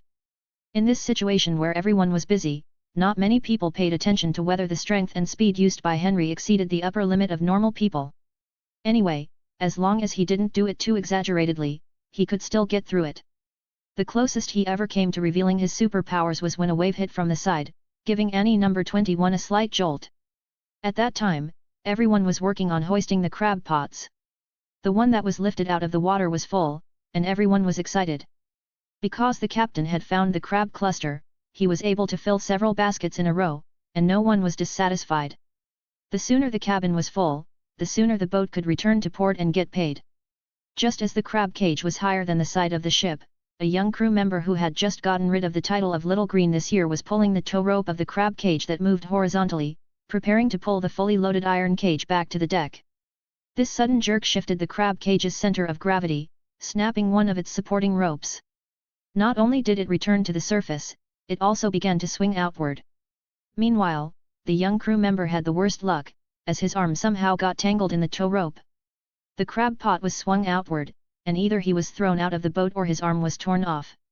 At this critical moment, Henry grabbed the crab pot that was about to be thrown out, and put his feet on the side of the boat, pretending to be struggling to support it. The young man's loud cry certainly attracted everyone's attention, and everyone rushed to rescue him immediately. Although the young man's arms were not torn off or thrown into the sea, he was pulled down to the deck by the rope. At this time, someone quickly untied his arms and pulled him aside. Seeing that the young ones were being taken care of, the other old birds were faced with a choice, to abandon this crab pot or try to save it. If they wanted to give up, they would just cut the ropes and let the crab pot fall into the sea. But if they wanted to save it, it would depend on whether Henry could hold on. Just as they were about to cut the rope and tell Henry to let go, the Kryptonian who was doing the modeling didn't think much about it and said with difficulty, through gritted teeth, "Can you connect the broken rope?" "Little Green, hold on." The old birds immediately started the rescue operation. Someone quickly hung a spare rope on the crane, and someone else stood on the side of the ship, with 2 people behind him holding their feet, ready to connect the broken rope. For these veterans, using knots is almost instinctive. In a matter of seconds, they can reconnect the broken rope with just the right length and shout, "Henry, let go." The Kryptonian, not wanting to draw too much attention, obediently let go. The rope, instantly attached, tautly straightened again, but the crab pot was finally securely held, albeit slightly tilted. Several people pulled the traction rope and worked together to pull the crab pot onto the deck, then controlled the crane to lower it. Everyone breathed a sigh of relief until the crab pot landed safely on the ground. Henry continued to pretending that his arms were sore and he was exhausted, leaning against the side of the boat and panting. "As for my hands, I was wearing gloves anyway. If I didn't tell you whether I was injured or not, no one else would be able to tell." The young man whose arm was entangled in the rope was sitting on the edge of the cabin, still in shock. He was still hurt from being tangled and pulled. Although his arm could still bend and move, the feeling of muscle strain told him that what had just happened was not fake. Several veterans went to comfort the 2 men, while others checked on the newly hanging crab pots. Even old George, the helmsman, came out. He had seen everything that had just happened, but before he could step in to give orders, the situation was resolved by the crew on deck. Old George checked on the 2 men separately. He first checked on the frightened young man, making sure that his injuries were not serious, and then went to Henry. Henry's condition had already been checked by the veterans, so when old George came over, he didn't ask any more questions. He just patted Henry on the shoulder and said, "Well done. If it weren't for you, that kid would have survived but would have lost his arm." No one asked how Henry managed to hold on to one corner of the crab pot. After all, it was only one of the 4 ropes that broke, temporarily throwing him off balance. It wasn't like Henry had to support the entire weight of the crab pot, including the catch, all by himself. Even if there were other people standing nearby, they might be able to withstand the sudden outburst like Henry did. In a crabbing boat, a dangerous working environment, miracles were rare, but they did happen. Old George and the other veterans had experienced this kind of escape before, so they didn't think much of it. After making sure everyone was all right, Old George ordered, "Replace the broken line with a new one. Everyone, work harder and catch all the king crabs at this spot, then we'll return to port. As for you 2 guys, I'll give you 10 minutes to rest, okay?" Before the 2 people being questioned could reply, an old sailor asked, "Captain, are you leaving so early this time? The cabin is already 80% full of king crabs. We've just caught a few cages, and as long as we pack them all up, I think the harvest will be almost done. Go back early and get some rest. You won't be short of rewards." "Okay, you're the boss, you have the final say." Henry clapped his hands and said, "I'm fine, it's okay, no need to rest." The other person didn't say anything, and it seemed that he had not recovered from the shock yet. Old George didn't let Henry go any further. Instead, he said to the boy who had just rescued someone, "I'll let you rest for 10 minutes, that's all. Go into the cabin and get some whiskey. Have one for yourself and one for that kid. He's getting scared." "Okay, boss." Henry didn't object and went into the cabin obediently. The other veterans didn't say anything about the 2 rookies getting extra time off, but continued with their crabbing. If they wanted to return to port early, it would depend on everyone's hard work, they didn't have the time for intrigue. New book, please read, collect, and recommend, thank you. Chapter 15 Harvest. The young man who took the steel cup of whiskey with shaking hands was a mutant whose appearance was different from that of ordinary people. He has shark-like gills on his face that allow him to breathe underwater, a skill that comes in handy when it comes to finding king crabs. But this mutant ability wasn't without its drawbacks. First, he suffered from the same hypothermia that ordinary people would experience in the Bering Sea. While it was fine underwater, it could be serious if he didn't dry himself quickly upon surfacing. And after going to sea, how to board the ship in the dangerous sea conditions will take a lot of time. These difficulties limit the role he can actually play. So during the actual voyage, everyone still relied on the experience of Captain George to track the king crabs. He would only be sent out if there was really no crab swarm found for a long time. During these 5 days, the young mutant went into the sea no more than twice. Perhaps due to his mutant abilities, his build and strength were even weaker than those of the average Caucasian. Therefore, this young mutant was in an awkward position within the crab catchers, somewhere between useful and ineffective. As for whether there is discrimination against mutants on crab boats, Old George also said that given the current labor shortage, anyone with hands will be welcomed, regardless of whether they are mutants or not. Don't eat everyone on the boat as a snack when you're hungry. Otherwise, I really won't care. As I said, when everyone is in the same boat, there won't be so many discrimination issues. Unless someone gets on the boat and acts recklessly, if he is accidentally thrown into the sea by big waves, he can only blame his bad luck. An unexpected shock made the young mutant hold the whiskey cup for more than 20 minutes before he recovered and rejoined the crab fishing operation. No one blamed him for taking the extra rest. After all, he had just escaped death, and if it were someone else, there was no way they could recover quickly. Henry, however, drank a glass of whiskey and returned to work. After 5 days of intense work, everyone had developed a certain level of tacit understanding. Sometimes, even without shouting, just a glance would tell them where to go. The efficiency of this crabbing trip was largely due to the fact that this little green played a role beyond imagination. Although it was insignificant at the time, everyone thought back on it and felt that his cooperation was just right. This saved a lot of time and improved efficiency. So on the morning of the 6th day, Anne 21 returned to the harbor safely. We hadn't caught all the king crabs at the last point because the boat was full, so we had to return even if we didn't want to. There are dedicated berths for unloading, and once the king crab season begins, fishing companies have personnel stationed at the docks 24 hours a day, waiting to purchase the crabs. Larger fishing ports often have dedicated fish markets and auction venues, with auctions held daily, just like for bluefin tuna. But for a small place like theirs, they usually bid directly on the dock. The crew members don't have to sit idle after arriving at the port. They have to move the king crabs from the cabin, pack them into boxes and weigh them. At this time, Old George would argue and negotiate prices with several fishing companies that were accustomed to it. They can usually estimate the quality and price by looking at the first few baskets of king crabs. They then purchase the entire boatload, leaving the winning fishing company to remain at the dock awaiting the final weighing results. As soon as the results come out, the fishing company will immediately issue a check and hand it to the ship owner or captain. Then, when all operations are completed and the crab boat is driven to the berth for rest, it is time for the crew to settle their wages.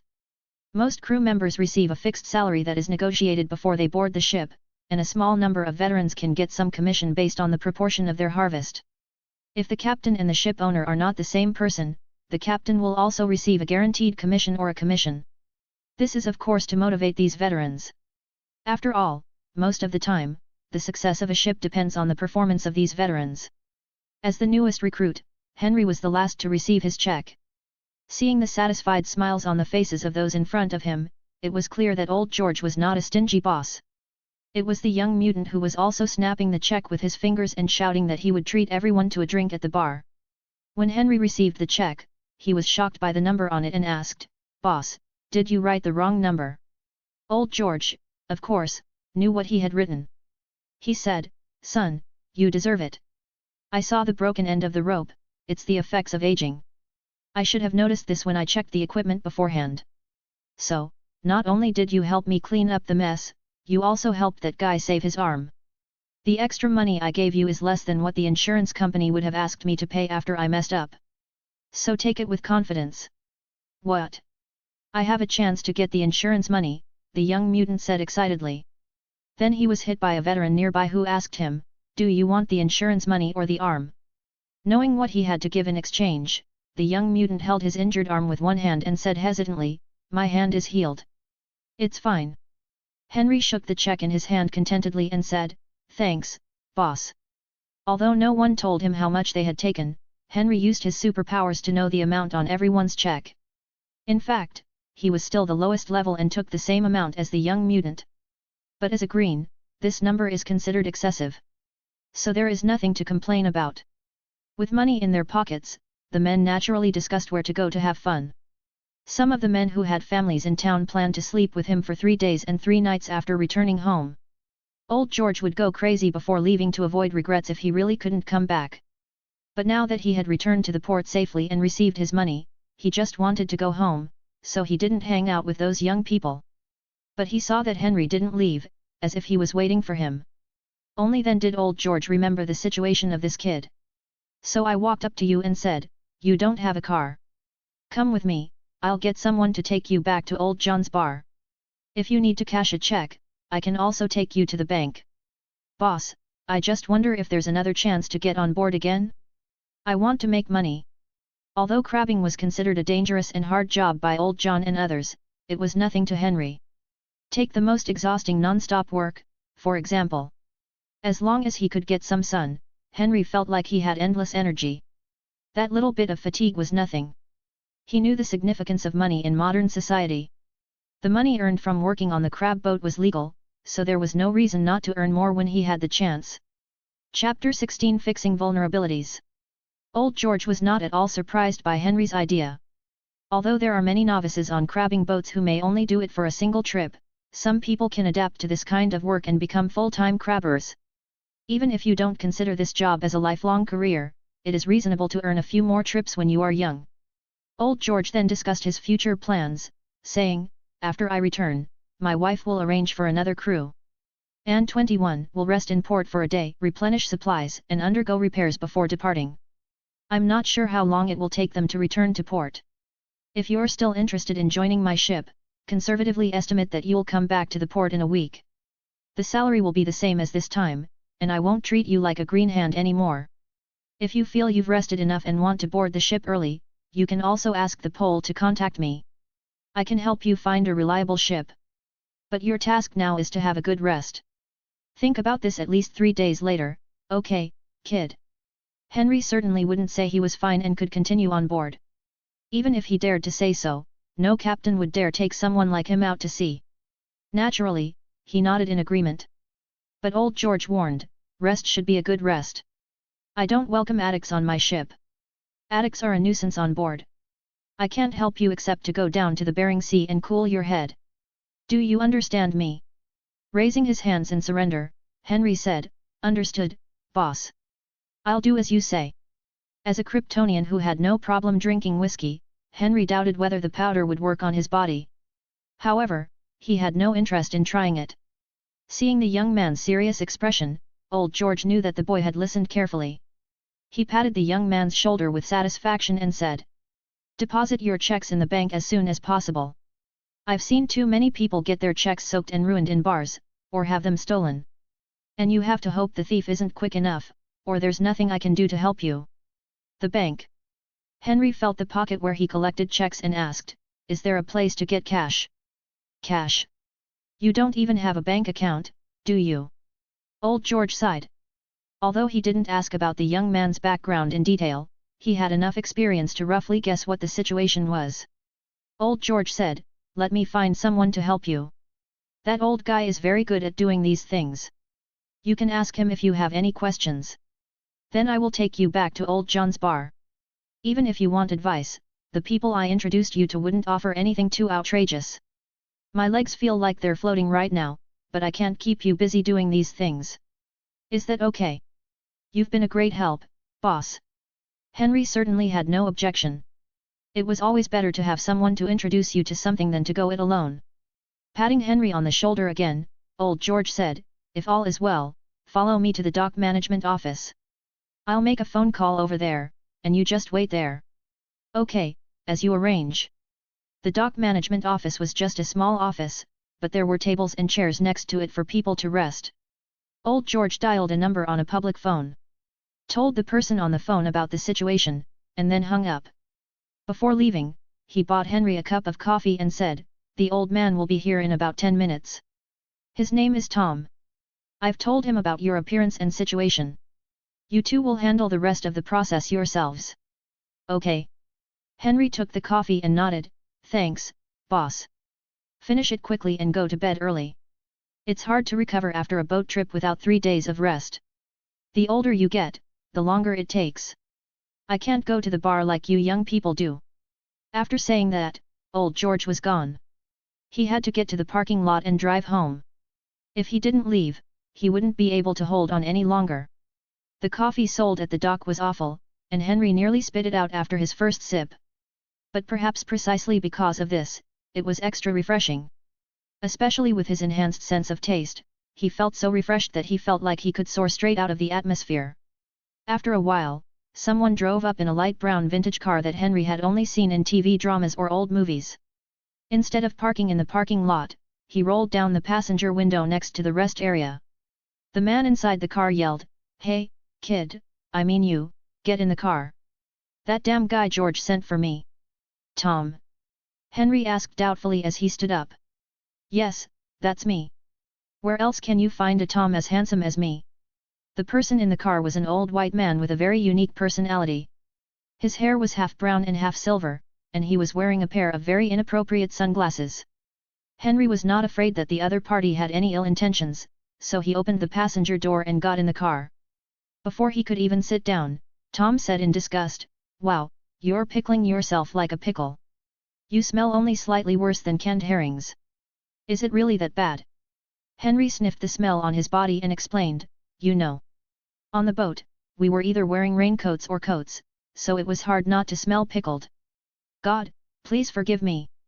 Tom rolled down the driver's window regardless of how cold it was outside. "Come to my place and take a shower. Is it necessary? George said you might need to get some documents. You can't take pictures with your unkempt appearance."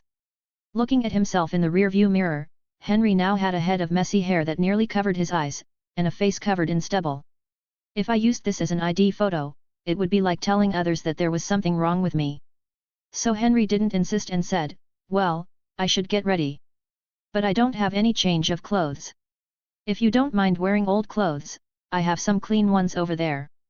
If you want to buy new clothes, we can go around to the store first." "No, as long as I have something to wear. Okay, let's go. Tom stepped on the accelerator and the car sped out smoothly. As they drove, Tom continued, "Come to my place to get yourself sorted out and have your picture taken, then I'll take you to the bank to withdraw the money. Is there anything you want to ask? Can you get documents here?" "Anything," Tom replied, "my main job is as a human resources broker.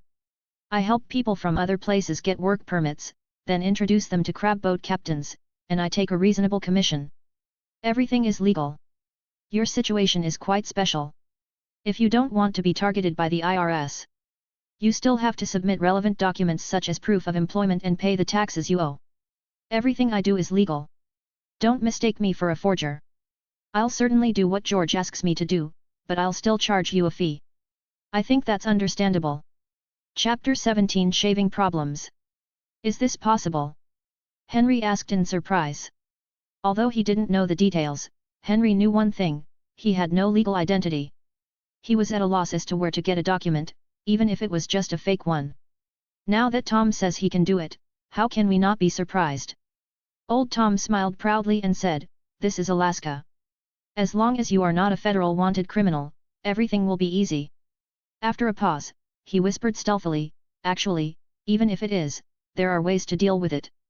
"You're not, are you?" Henry shook his head quickly and said, "Of course I'm not." "That's good," Tom said, regaining his original relaxed demeanor. Then he turned a corner and stopped in front of an office with a large floor-to-ceiling window. On the window was a sign that read Old Tom's Human Resources Agency and Consulting Company. Inside, a middle-aged woman was processing documents. Tom and Henry walked in, but the man inside didn't even look up, not even glancing at them. His attitude was clearly that of a seasoned, middle-aged clerk. There were a few strange gold coins scattered on the table. At the signal of Old George, the woman slowly swept the gold coins into the drawer. As Henry walked past the woman, he was unsurprisingly greeted with a wave of disgust. The woman said, "Wow, what stinking ditch did you pick this person up from? Old George's crew, the kind that just got off the ship." "Oh, okay." Obviously the woman also knew who Old George was, and understood the so-called fresh off the boat implication. "It might smell a bit bad, but I have money in my pocket. So I have to put up with it no matter how bad it smells. Don't think white people are superior and won't bow down for a few dollars." Fortunately, the woman didn't change her attitude and flatter him, otherwise Henry would have been embarrassed to death. He was afraid that the iron fist he had been holding back for so long would have struck with all his strength. However, although this kind of attitude of treating people differently was not uncommon in Henry's previous life, it was nothing new to him. "I wasn't angry." The other person's attitude was at most impolite, not something that would involve getting in close to me and using a powerful blow, or even physically assaulting me. Besides, it was a fact that I was a mess, so why shouldn't I be allowed to talk about it? By the way, the body is not actually sweating right now, it is just dissipating normal body temperature. So the smell on the body is actually the combination of seawater and various strange juices of the king crab, which are then evaporated by the body temperature and rapidly cooled by the low temperature outside.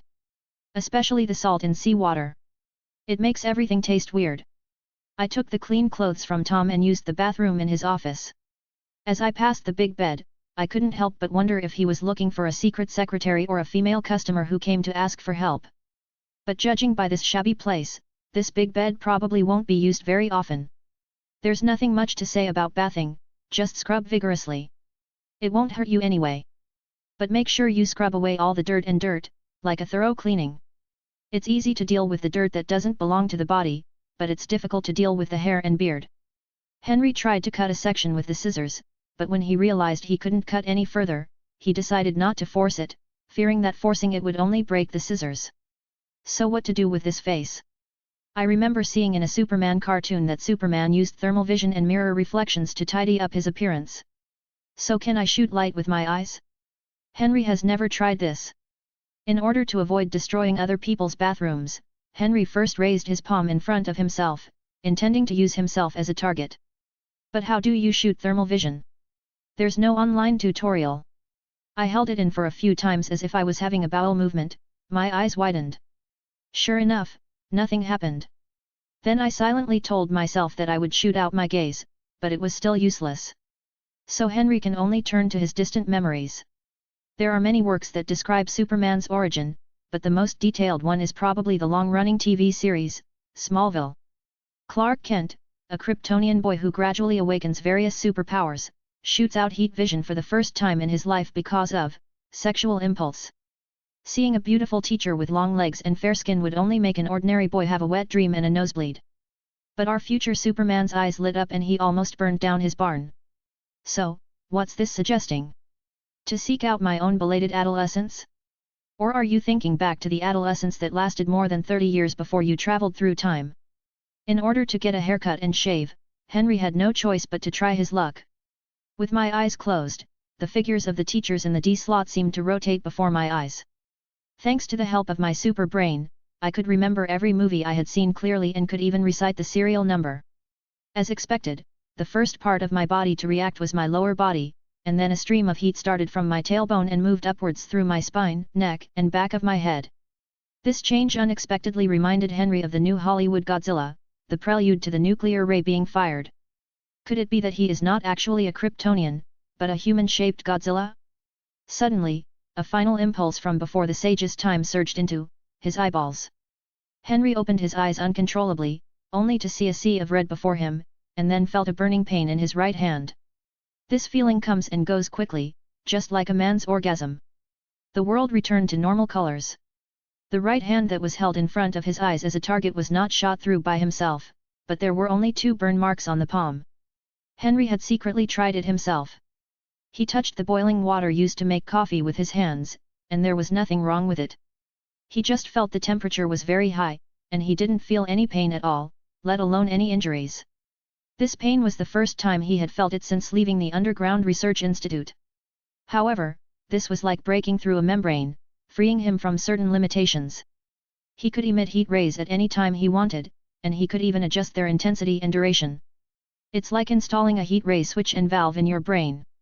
But the details of control still require some practice. Well, after dealing with this Kryptonian-specific sexual impulse, the next problem is even more troublesome. How can I use a mirror to reflect my own heat rays so that the intensity is high enough to melt the hair I secrete? It feels like you can just pick up a mirror and bounce back Godzilla's nuclear rays. But Dacheo did such an incredible thing. So if someone says that Superman's magic resistance is weak because everything he does is based on science, let this guy explain how he bounced heat rays with a regular mirror and shaved the Man of Steel's beard. Anyone who can find a reasonable physical explanation deserves a Nobel Prize. New book, please read, collect, and recommend, thank you. Chapter 18 Bio-Force Field. In order not to destroy other people's things, Henry had to do the experiment with his own hands. After a lot of trouble, I finally found some clues. Ultimately, it was that Superman cheat, and I didn't know how to rationally utilize the Bio-Force field. Even if the light of the yellow sun can change one's physical constitution, the solar energy is not fully used to transform oneself, and a considerable portion of it is stored. And this storage is not like the feeling in martial arts novels where internal energy is stored in the danshin. Henry, whose senses are so developed that he is quite aware of his own organs and physical condition, can clearly feel that every time he basks in the sun, in addition to strengthening his body cells, an extra energy is also absorbed into his body. That energy is everywhere, but it is confined to the area below the skin, including the hair that is secreted. This is part of the secret of the Man of Steel's indestructibility.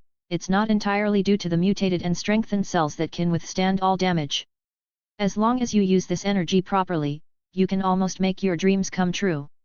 I say almost because in Henry's simple tests, nothing was impossible, including making the heat ray not damage the mirror, but reflect it back onto his body, burning only the exposed beard hairs. However, doing so will reduce the energy stored in the body. In terms of shaving, the amount of energy lost is probably 1/1000th of the energy currently stored. Henry almost wanted to call this ability magic, the power that could make his wishes come true. The reason why it is called a biological force field in Superman's setting is probably to highlight that Superman comes from Krypton, where the technology is countless times more advanced than that of the Earth, and it is natural that there will be no magic that is difficult to explain by science. On the one hand, because he received a science-based education when he was young, and after discovering that he originated from a technologically advanced planet, Superman had no need to develop magical abilities. To test this idea, Henry tried a basic trick fire.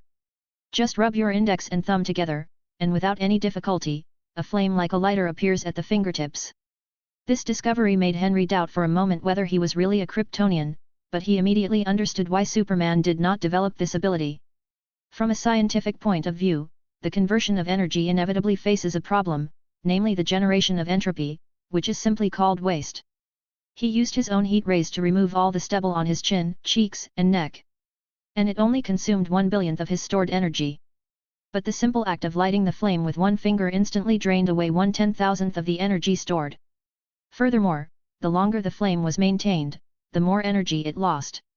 Simply put, this seemingly magical effect is an extremely inefficient energy conversion behavior. Using super speed to make fire by rubbing two sticks together, there is zero loss. I can't even imagine it. If I wanted to emulate the Dark Lord Wizard from World War II in the next room and set the whole of Paris on fire, I'd have to tie up a few superhumans to act as magic batteries to pull off such a feat. Of course, this conclusion is based on the fact that this solar cell has only been exposed to the sun for a short time. The energy reserve is not even close to the peak, and it is even a question whether it has left the red line area. It is also unknown whether there are more efficient ways to convert magic, such as the proper use of certain rituals or props. Otherwise, we can return to Marvel's original setting, where all magic used by magicians is actually borrowed from the dimensional demon. The difference lies in who to borrow from and how to repay in the end. In short, from all indications, he was becoming more and more like a Kryptonian. At least in terms of his abilities, they were quite similar to the Superman he remembered. The only thing left was testing his super breathing and flight abilities. It is also possible that he is actually the descendant of a Kryptonian adventurer and a native of a certain planet, that is, a Daxam person. This type of alien is very similar to the Kryptonians, and can also absorb yellow sunlight to strengthen themselves. They are not afraid of kryptonite, but are afraid of lead, a substance that is more widely found on Earth. So don't think that you can act recklessly just because you have superpowers in a body of steel. If I were not a Kryptonian, but a Darsan, I wouldn't need to look for alien minerals to kill myself. I could just use lead bullets to make a sieve out of myself. Lead bullets are one of the conventional ammunition. The problem is, Henry still has no idea what kind of person he is. Henry didn't even know if he had encountered anything containing lead in his daily life recently. He also couldn't be sure which planet this alien he was from.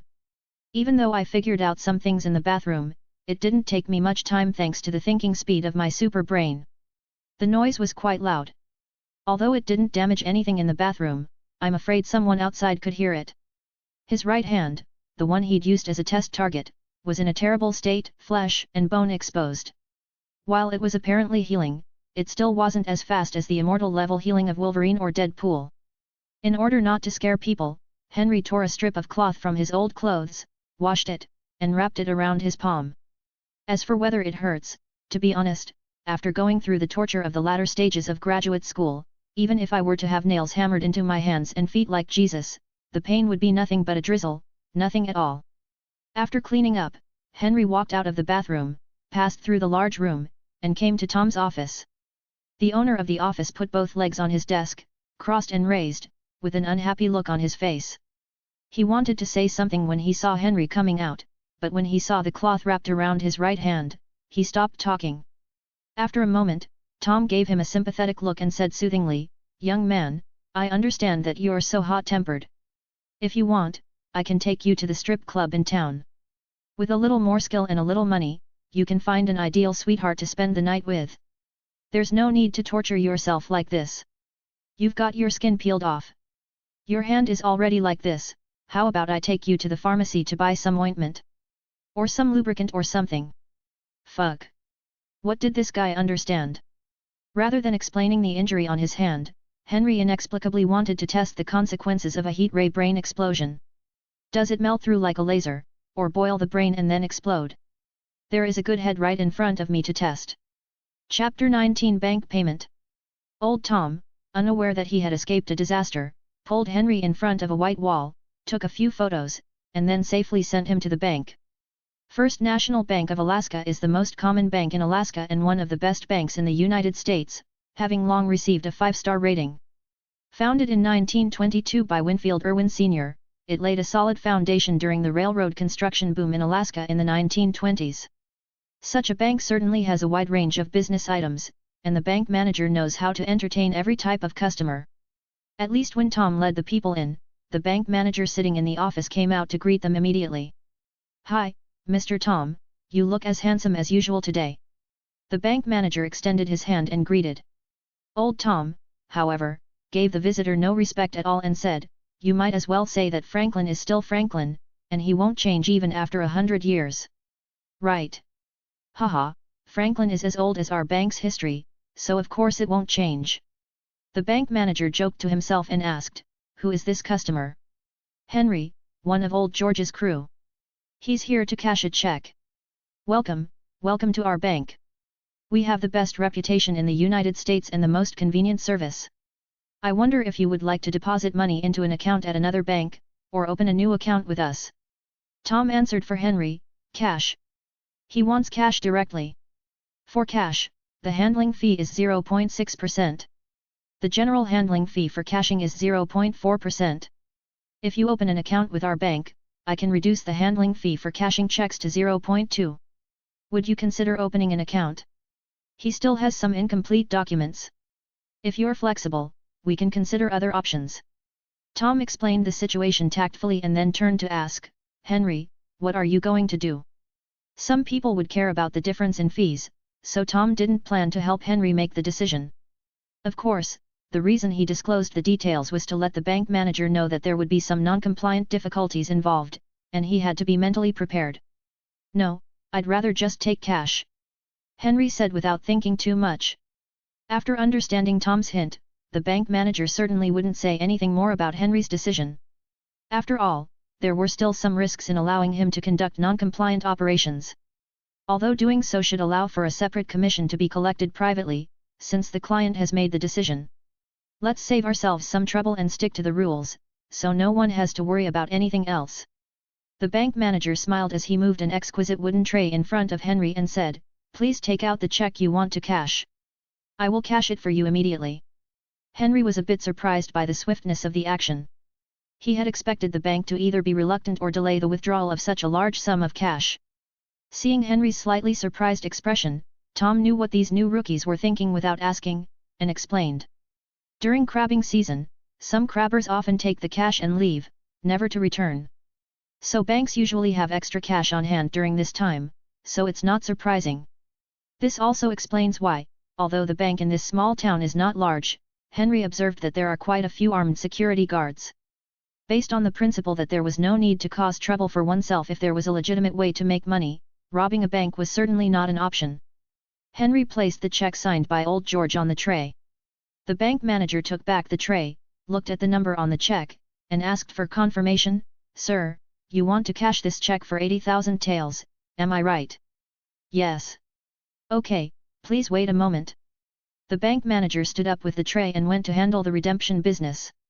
At the same time, a long-legged lady in black stockings walked into the office and politely asked, "Would you like coffee or tea, sir?" "There's no third option." Henry regretted it in his heart. He said, "Coffee, thank you." Tom didn't ask for anything and asked the receptionist to leave. Instead, he walked over to the manager's bar and poured himself a glass of whiskey. At the same time, he asked, "Boy, are you an adult?"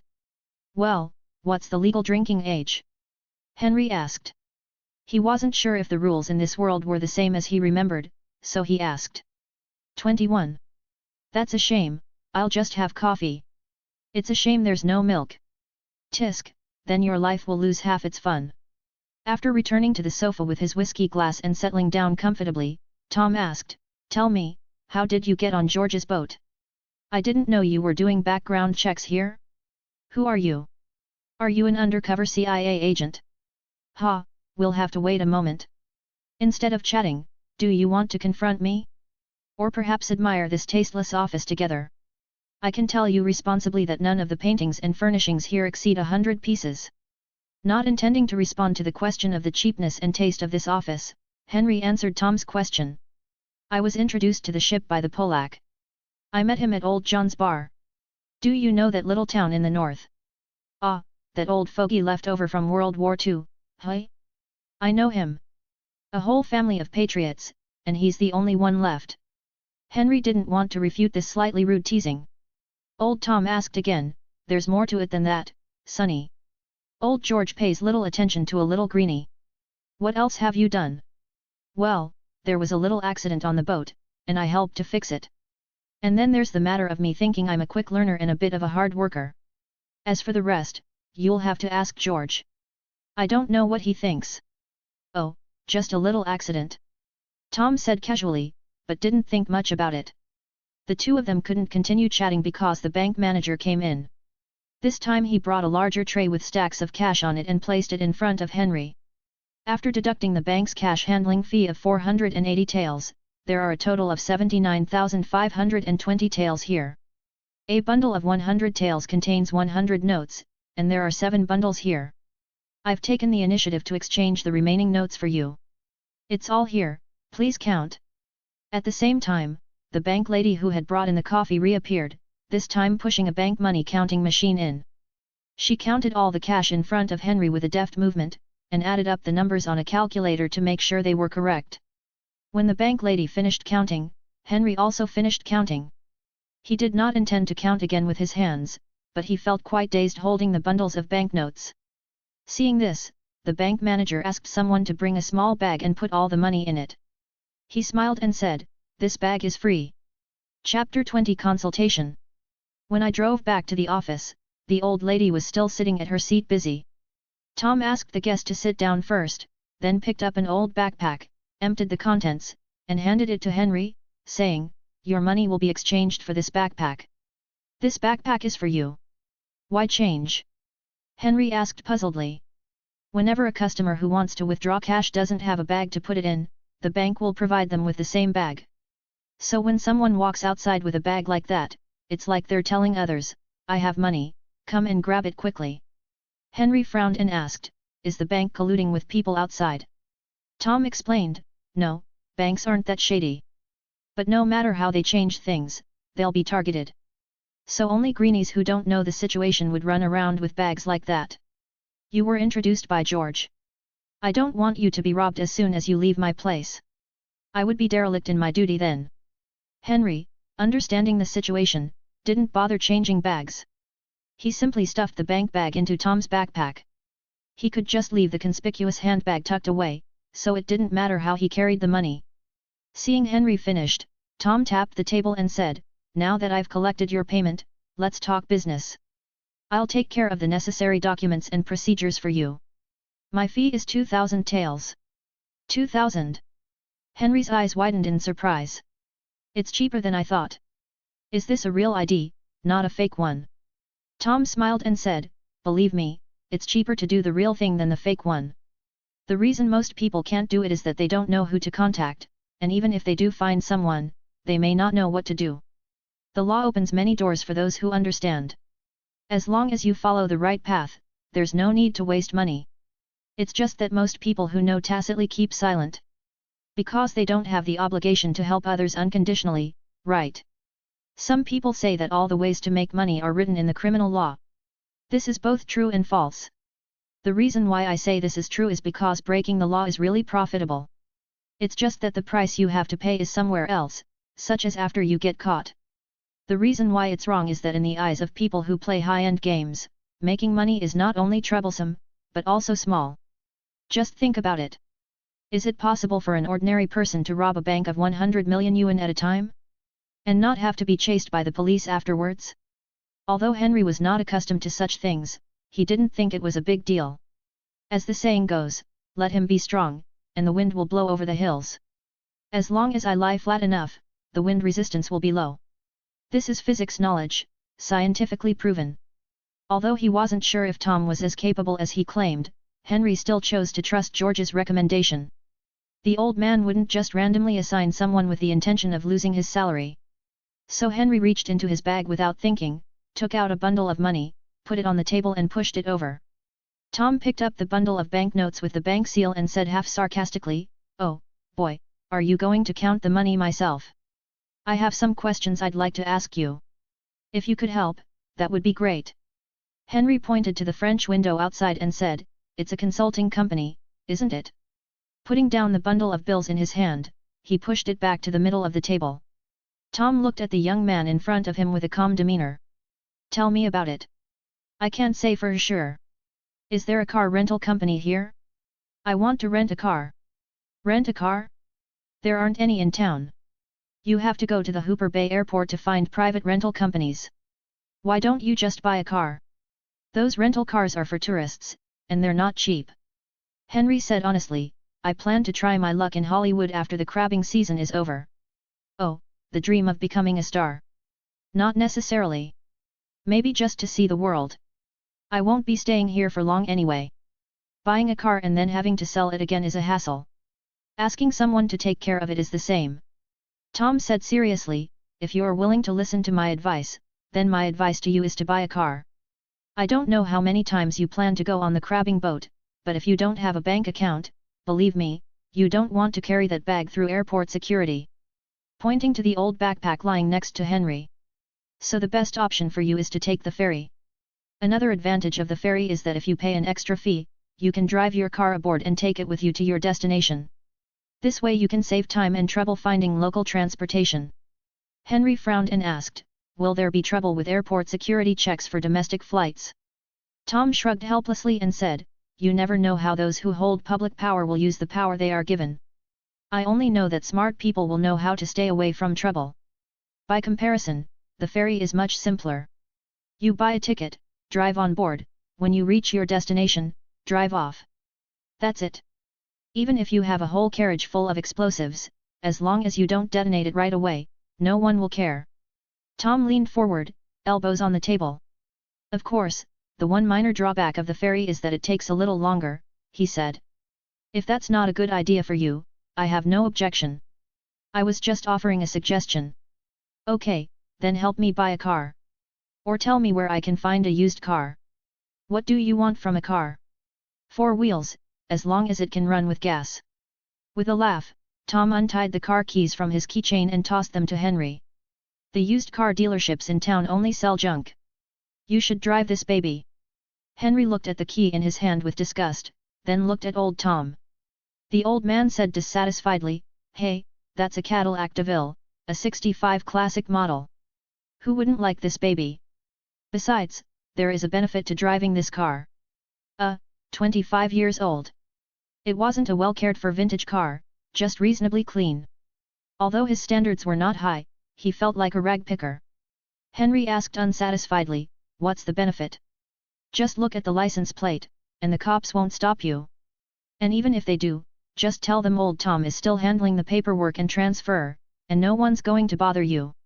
So the real value lies in the license plate. Henry silently accepted the car keys. Is there anything else I can do for you? Tom asked with satisfaction. It was unclear whether he was happy because he could get a new car or because he had made a lot of money from this deal. End of the chapter.